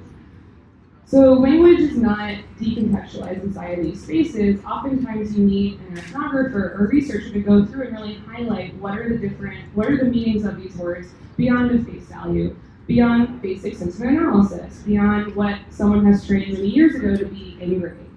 I think that this has a whole other rating. It's not just toxic, it's hate speech. It's not just a percentage of hate speech, it's all hate speech. So I've been thinking a lot about the ways in which we use machine learning to really analyze and look at the sort of rising populism and fascism, specifically inside of the internet, especially inside of spaces that are already highly automated, they're already highly looking at language at an autonomous level. This is more examples of playing around with perspective. So the top says you're pretty smart for a girl, that was rated as 18%. I think that's pretty toxic, because it is. I love Hear Her was 2%. Probably because it says I love. And then it didn't recognize the umlaut. What was really fascinating about perspective is there wasn't a warning that was only trained on English, so anything that wasn't really English, it didn't understand, and instead of throwing an error, it just would rate something. So the bottom is happy birthday in Chinese, and that's 30% likelihood of toxic. And that's have a nice day in Farsi, and that's also 36%. That was funny. This is another project I'm working on. So I don't know if you can tell, I really like to play with emotion and algorithms. I grew up in New Orleans, Louisiana, and for the past 10 years, since Hurricane Katrina, I've been photographing my family. And this is a part of a large data set I've collected of photographs of my family. I'm actually a trained photographer. I only got into technology 2 years ago, because I got a master's in tech. But I started to think about how would I teach an algorithm to understand the context of a hurricane. Because a hurricane is not just rain and atmospheric pressure, it is destruction. It's rebuilding. It's, at least in Louisiana, a conversation you have about oil. So how would I teach an algorithm to understand, I guess, the actual painful emotional effects of a hurricane? So I'm currently using a convolutional neural net to go through and tag what these images are, and as I add new images, it should be learning from the emotions that I've tagged here. I also am collecting slang words. So up until like 2 years ago, when I would type y'all into Google, it would often suggest that I had misspelled something, which is really angry for me. But now it recognizes that it is in fact a real word. It is a word. It's a great word. It's my favorite word. So I started collecting different kinds of slang. If you have some, feel free to send it to me. Here are some examples. And another project I'm working on is, because I needed a break from studying neo-Nazis, I'm trying to make a speculative feminist AI set. So since there's a lot of hate speech on the internet, I was trying to think of a way to counter that, and I wanted to make a feminist data set. So to make feminist AI, you need a feminist data set. But what is feminism on the internet? What is feminism in general? What are like the words that make up feminism? What is the context of it? What does intersectional feminism look like versus second wave? What are the things that you would need to teach? What are good texts to throw at a different, like at a machine learning algorithm to understand the language and context of that? I actually have a residency in October in London with an art gallery where I will be making this, which I'm really excited about. I started Googling different things to see what would make a feminist data set. Do you think this is a feminist data set? No. No. But it's really funny to think about if you were to Google women in server rooms, what would pop up? This. A lot of white women. Occasionally some women of color. More white women. So a lot of these are just really provocations for me to think about how do we make AI more equitable, and how do we think about algorithms and machine learning in the way in which they intervene in our daily lives. And that's pretty much all I got.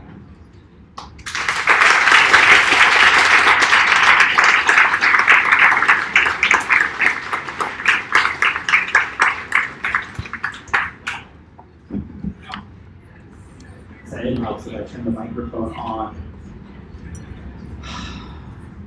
I mean, what do you say to that? You know, there's really, first of all, I mean, that was an amazing presentation. You're doing some awesome work. And I think, you know, some people, I think, have come to expect that, you know, after, you know, to hear the talk, and then I guess, and I make a bunch of stupid jokes, and we can go on to the next one. But as I've said a couple times in the past, I have a personal policy about not making jokes about serious subjects. And nothing really could get much more serious or contextual than a lot of what she was talking about. So I'm not going to make any jokes. The only thing I do want to mention, though, a couple things. No, actually, just one thing, because you mentioned, like, you know, what do you do? Like, you build, you know, tools, and you analyze the technology, or you like go and punch Nazis. And I guess the only thing I want to say is that, like, it's a false dichotomy. You can do both.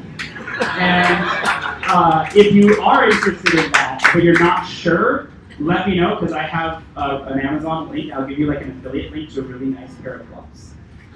So, I mean, that's basically all I have to say. They're reasonably priced, so they really help with, you know, protection. So that's, yeah, no, you. So our next speaker is Rebecca. I think we're still getting set up. Getting slightly more set up. And Rebecca used to live in the snow as a child. Where is this photo from? Maine. This is from Maine. So this is like a photo of you when you were younger, right? Like. A little bit. Sorry, I'm just shamelessly stealing a Mitch Hedberg joke. You think everyone familiar with that one? Because I'm not going to miss a chance to tell the joke twice. Sorry, I can't do his material justice, but he has a bit where he's like, you know, someone's like showing him his photo, you know, when they're kid. They're like, this is a photo of me when I was younger. And he's like, every photo is a photo of you when you were younger.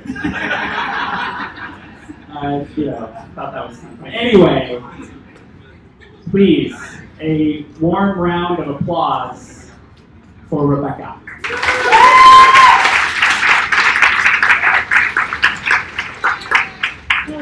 Hello, everyone. I'm Rebecca Turner from NPM, and the tech lead for the Pi team. And I'm going to be talking to you about NPM 5 today, which we recently released.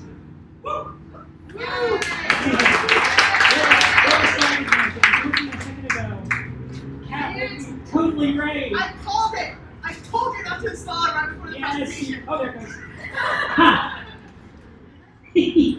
Okay, so NPM 5. The first thing you're going to notice about NPM 5 is it is wicked fast. I mean, and you know, how fast? All right, there's lag. I'm just going Fortunately, that's not NPM 5. So NPM 5 is 4 to 5 times faster than NPM 4. And then we did 5.2, like 2 weeks later, and it was 6 to 8 times faster than NPM 4. So, and it's getting faster. There's more for us to do. It's great. After you noticed how fast it is, you'll notice some other things. So, for instance, we now have this new file called package lock. Now, NPM has always had lock files of a kind. It had NPM shrink-wrap.json, which hardly anyone used, and it still has that. Package lock is the same file format, but it's always there. It'll be on all of your installs. And the difference between the two is that the shrink-wrap will be published and the package lock won't. Package lock locks down all the versions for you, but you know you can still run NPM update and get new versions that way. Now, to support having a package lock, we needed to make some other changes. And the biggest of those is that it now saves by default. So if you NPM install something, it gets added to your package JSON, it gets added to your package lock JSON, it gets added to your NPM shrink-wrap JSON if you have one. And this makes a whole host of things easier. And this was part of the shaving the corners off of NPM shrink-wrap. NPM shrink-wrap had been around a long time, but it wasn't widely used, so we really hadn't dug through all the usability issues, and this was a biggie. The other half of the speed increase came from the new cache. And the new cache, 3 different things. There was cache, which is the content addressable cache. There's Potch, which is Portuguese for package. And that's the thing that actually talks to our registry and knows what registry URLs look like and what package tarballs look like and all that. And then make fetch happen. Make fetch happen is a node fetch wrapper, as you might guess. And what it does is it makes it lets you use node fetch with the cache to completely follow the web caching specs, which there were nothing that was doing this. I guess because people didn't have there was no standard caching store library. But since we were writing both of them, we got to do that easily. So this follows the varies header and the expires headers and all of that. And that way we can control that from the server. And also it means that we follow that for other registries as well. So private registries primarily. Related to those 3 modules, if you've got a bad network, we can work around that. So if we encounter a problem, we just, if we run into an error talking to the registry, but we have a copy of the cache, we'll just fall back to the cache copy. And we'll issue a warning, but we'll just go ahead without actually stopping to interrupt you. And we have a couple of options related to that. You can say that by default, we prefer online. So we're going to go up to the registry if we can. If we can't, then go to the cache. Prefer offline is the inverse of that. We go to the cache first. If it's not in the cache, then we go and check online. And then full offline mode just says never talk to the network. If it's not in the cache, just give me an error. Relatedly, if you have a corrupted cache, that's not a problem either. If we detect an error in the cache, then we just ignore the thing that's in the cache and go get a new one and replace it. And it happens entirely transparently. You might wonder, like, when would you get a corrupted cache? And it's not like a common occurrence, but it happens often enough, particularly with like virtual machines and layered file systems seem to be a common cause of that. Of course, if your disk is going, that would do it too.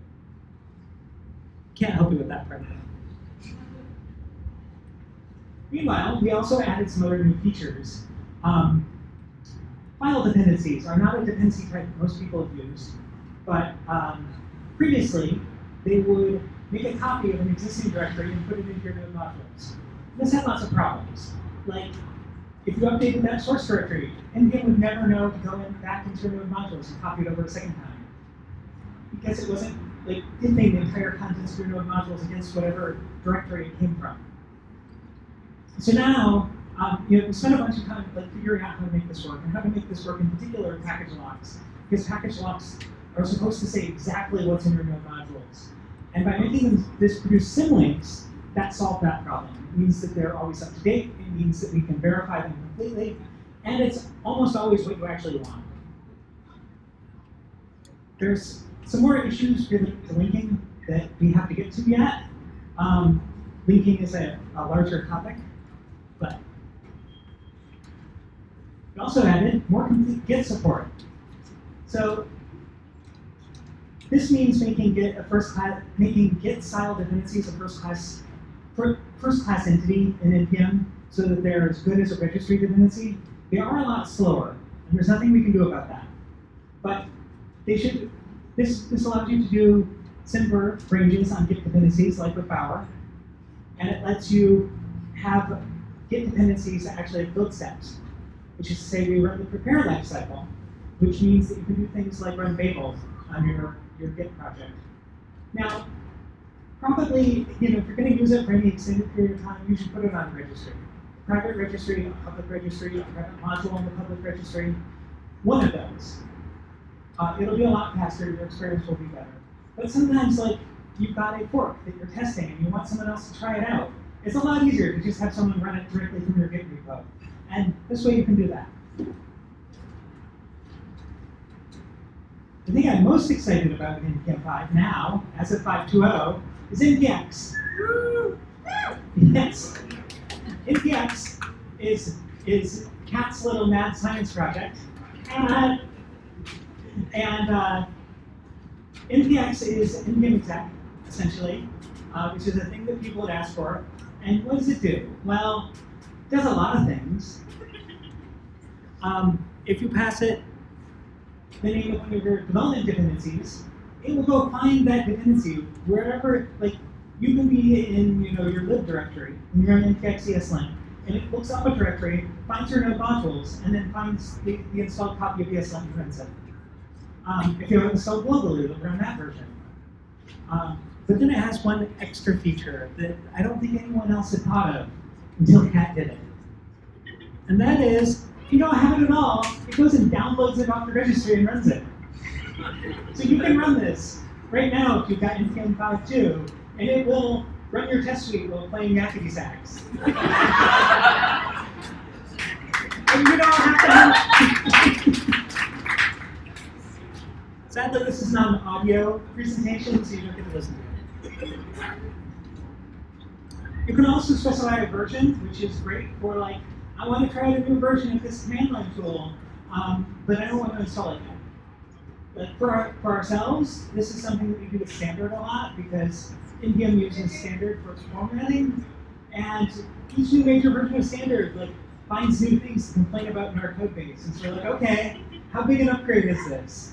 Well, now we can find out without having to, like, install the new version, then downgrade to the old version.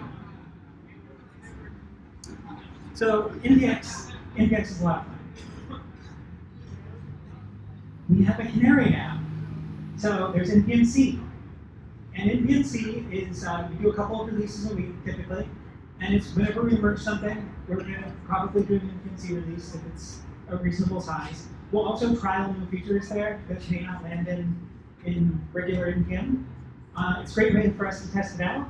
So we're happy to have that. npx trial there first, and much more.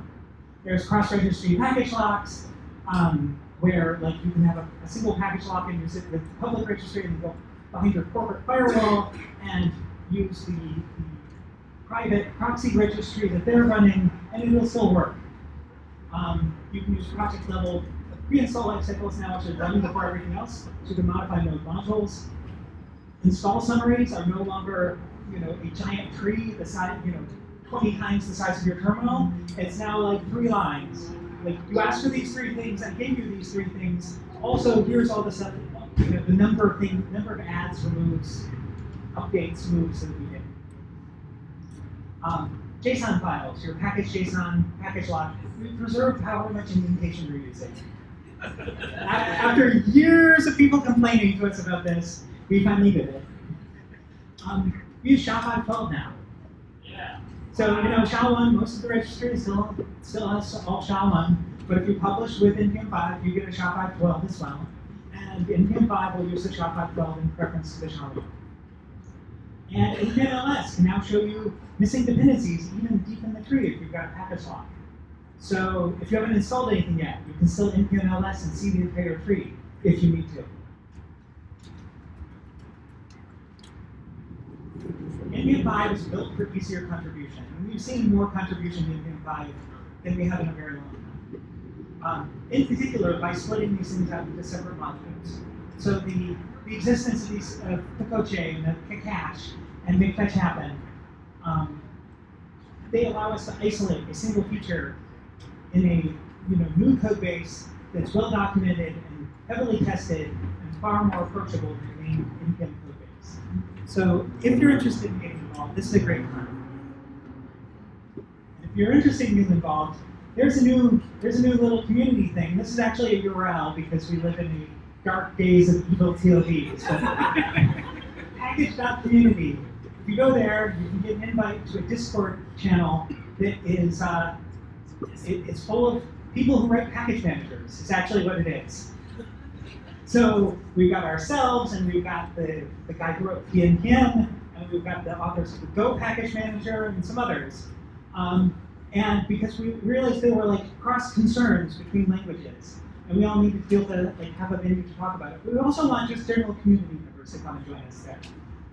It's a great place to do this. And then we have the future. In the future, there will be an NPM link overhaul. There will be surely more stupid NPX tricks. There is no end. I'll do my best. Thank you. We're getting two-factor auth. Two-factor auth is coming very soon. Get in NPMC first. I would expect it in the next month or two. Basically, it's however fast I can get it there. I mean, certainly it will exist in some form in the next month or two.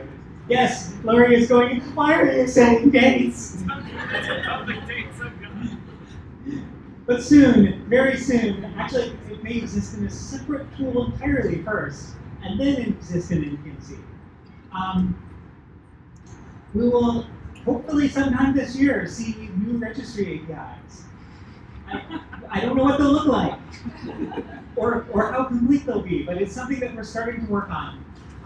Creating new APIs that will allow less data transfer, better data synchronization, viewing installation of I have this package file and I want to install it as more of a synchronization issue rather than a download these things for me issue. Rip and peace, CouchDB. What's that, Kat? Rip and peace, CouchDB. CouchDB is no more. Oh, that. Maybe, I don't know, I think that's a long ways off. That's not this year, Kat. And workspaces, which are a thing that have been kind of like an idea bounced back and forth between us and the Yarn people to implement the parts of Lerna that are best implemented in an installer. So we will likely be doing something with that over the next 6 months. Lerna is a tool for mono-repo development where you've got all your packages in a single Git repository and you want to streamline that kind of That development flow. So yes, that's NPM 5. Faster, better, safer. Use it today. Yay!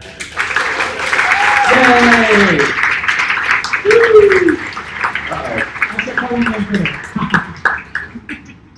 So there you have it, folks. NPM 5 now saved by default, which is super cool. And while you were talking, I did some linear extrapolation and discovered that in 2024, NPM will release NPM 10, which is offline by default, which sounds pretty intriguing. So you heard it here first. But that's basically all the notes I got. NPM 5 was very fast. Shrink wrap package lock. I think that's the beginning of like wrap. I'm not sure. Oh, and I also noted that NPX is a much more powerful power letter than NPM. Like X is like, you know. So I thought that was cool. Apparently, I don't remember writing that, but.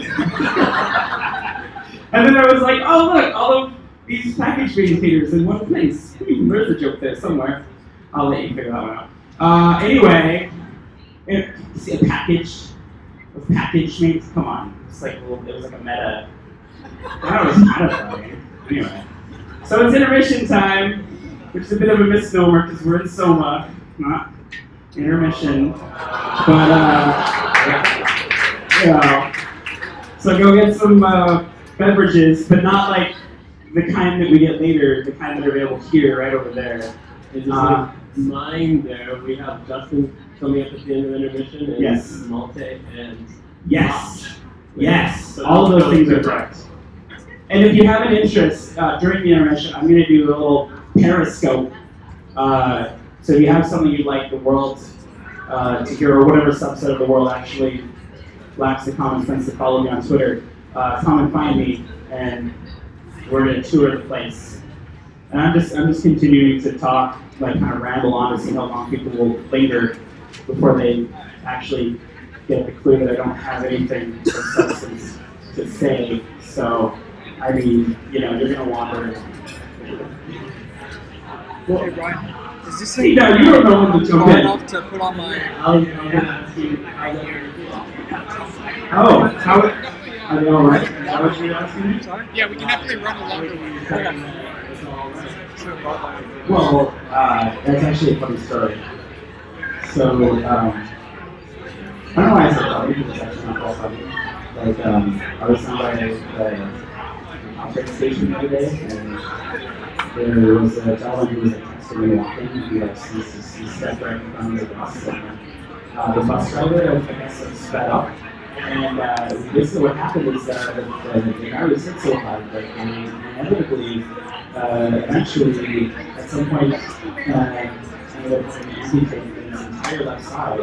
But, yeah, whole left side is gone, but I guess he's all right now. So, you know, that's, it's all right. And he probably feels like half the man is listening, but, you know, honestly, it's probably, and that's how you know that no one's listening to you anymore. Literally, no reaction whatsoever. It's fine. Because, you know, honestly, no one should really listen to you know, in general, at all. Oh, that's the other thing, you guys. I totally forgot NPM 5. Now with 511 more SHAs.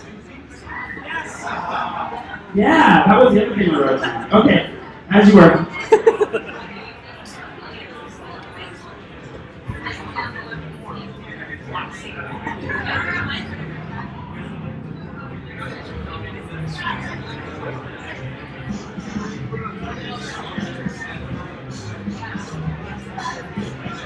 It's long. It's really long, actually.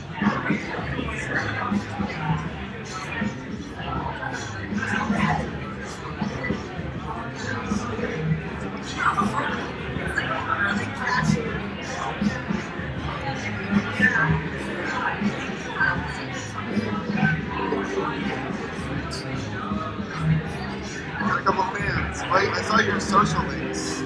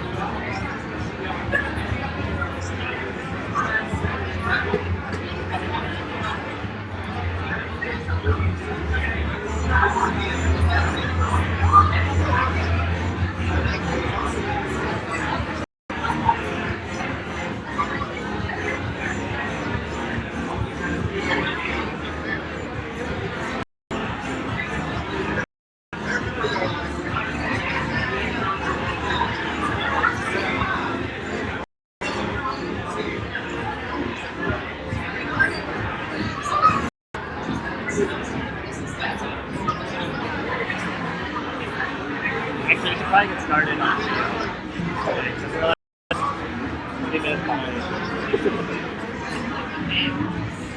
So just switch HDMI.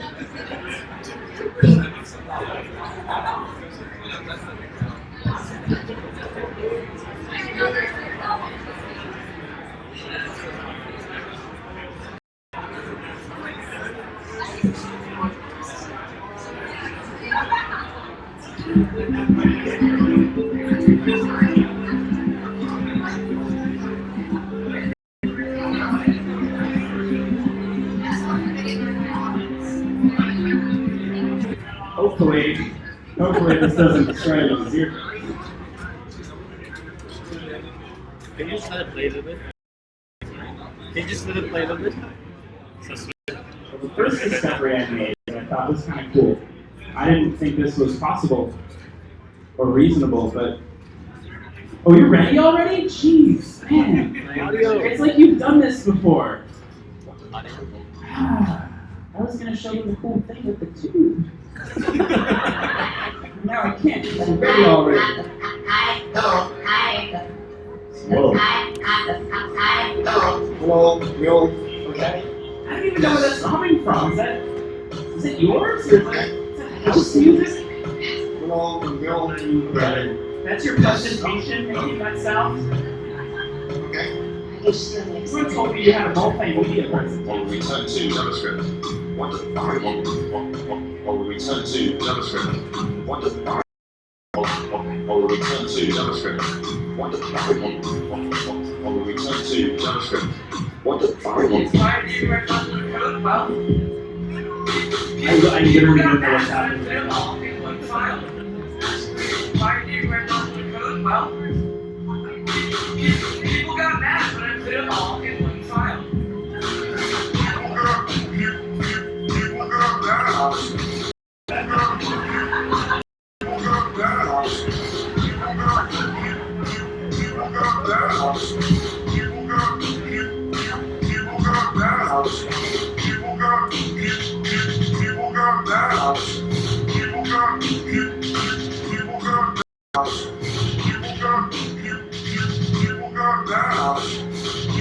I'm just going to sit down since clearly you can introduce yourself. Shocking and hurtful, which are not directed at you at all. JavaScript is not nuts. Or you're busy doing that. That's only because it's the worst API ever developed in the history of computer science. This is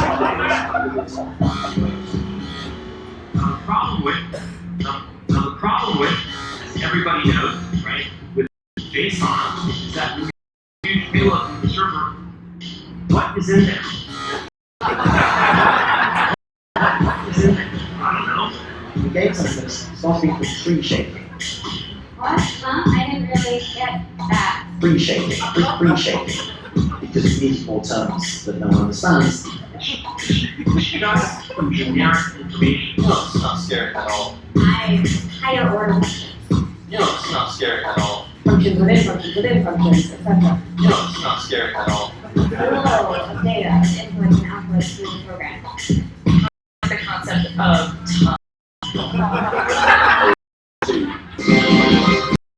So, because of that little bit of goodness and unexpectedly, the world's most popular functional programming. Function. Function. You want to do a function. Functional programming is the way to go. Or return.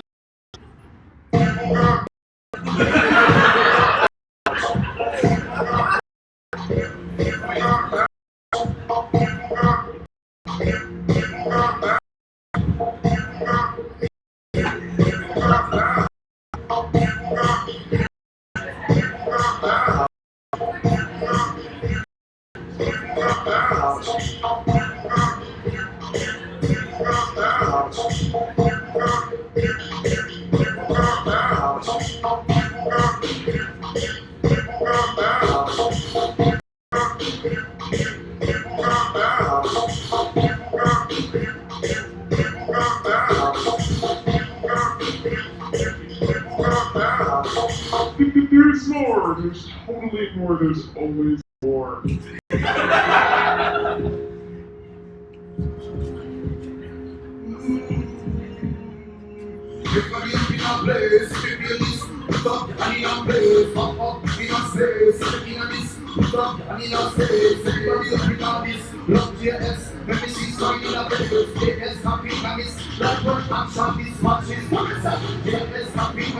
Like when action is matches, more than family like do this. Doctor who can family like Alice. All the school never been a Alice. Like you want Wonder and Alice. More than Pianist than Paris. More than Rosamond than Charles. JSConf waves, no chair. Power people for days. Berlin is on the place. Let's let loose this month. One of the days. Everybody up in office. JS, Medicine's finding a way. JSConf is like when action is matches, it's gonna see blood, slow down and go. JavaScript, run the show. Any browser, any sites, run on any device. And the biggest thing already still be slow. It's gonna see no down and go. JavaScript, run the show. Any browser, any sites, run on any device. The big Arabic still we grow.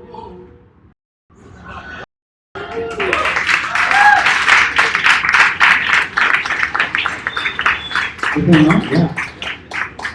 All right. So this first next loop at my little conference in JSConf, there's actually a talk about how they did this because everything you saw on the stage was done in JavaScript, including all the lights control, the whole venue, everything's just JavaScript.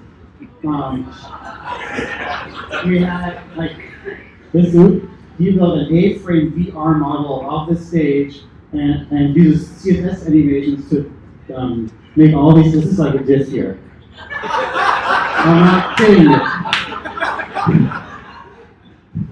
Anyway, so yeah, my name is Malte Ubl. I work at Google on a thing called and I've been running together with 3 other people JSConf for a while, and this is a great history to tell about you guys about this conference. It started in 2009 with an event in Washington, D.C., and I was super excited to go there. And all this didn't happen, but then it happened, it was great, and on the first night, me and 2 other people decided we need to bring this to Europe, and so we founded this event called JSConf EU, and then a few more happened, and like many more happened, right? So there are now 40 events that happen. We have family events like NodeConf and CSSConf. It's in Asia, there's many in South Africa, there's multiple events in Europe, and there should be more. So, and you're gonna see like lots of fancy things. You see this like big stage, blah, it looks really professional, but not, we started very, very humble. So this is a 2009 event. There's John Rizek, but if you're, jQuery was a big thing in 2009. There's no React. And there were about as many people there than in this venue today. You know, nice to meet up at SF. And so really instrumental was Marina, who's on the left side. She was running this event space in Berlin, and she actually knew how to do events because we certainly did not. And then in 2010, we were like, hey, Marina, can we book your place again? No, she's like, oh, no, I quit. Like, oh, God! And can we like hire you? And so since we've like, she's been our like freelance art director, kind of one-more event contractor, and that's been really nice. Another thing that happened in 2009 is that, you know, Ryan Dahl announced Node.js, and now some of you might have heard of it. Francisco, who was giving the RunKit presentation as part of the sponsorship announcement earlier today, was there talking about different startup. And let's look at how the attendees develop over time. So again, on the first event, we were roughly as many people as here, 120, but I think 30 Nokia employees didn't actually show up. And we never really wanted this to grow. Like, we got bigger events, and then, as you'll see later, we got a really big venue, and we realized, oh my God, we need to have like 300,000 euros more.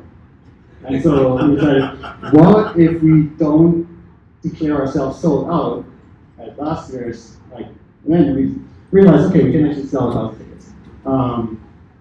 Let's look at speakers. So we started at 29, and then kind of even out at about 50, which is what you have. We got 2 curated tracks over 2 days. And we value topics like gender diversity, so let's look at statistics for that. So that was pretty much a sausage fest. And then we had a little bit of an intervention with ourselves, 2011, and started having this anonymous voting process, lots of outreach, etc. And it got much better. This year, about half not men, and most of the talks actually were not from men. There's some talks from many people, so it's not always being distributed. The proposals we received changed. So this is how many talks we have. We started having less proposals than talks. Now this year, we received 597, which is a lot to read. And again, like what we do is we read them all. We have like a tool that just shows you the title and the description, and you vote on it. In the end, we kind of look at, on average, across all of us, which talks get the most votes, and that's what we invite, basically. It's kind of expensive to run such an event. The first one cost 65,000 euros. Last one cost 680,000 euros. Now, you need to understand that the people organizing it, they don't get paid for running the event. Like, we all have jobs, so like, it's not a great business model. You don't want to like get money for events. I really don't want to get money for events, because then if someone yells at me because it sucks, I like can say, well, I did it for free.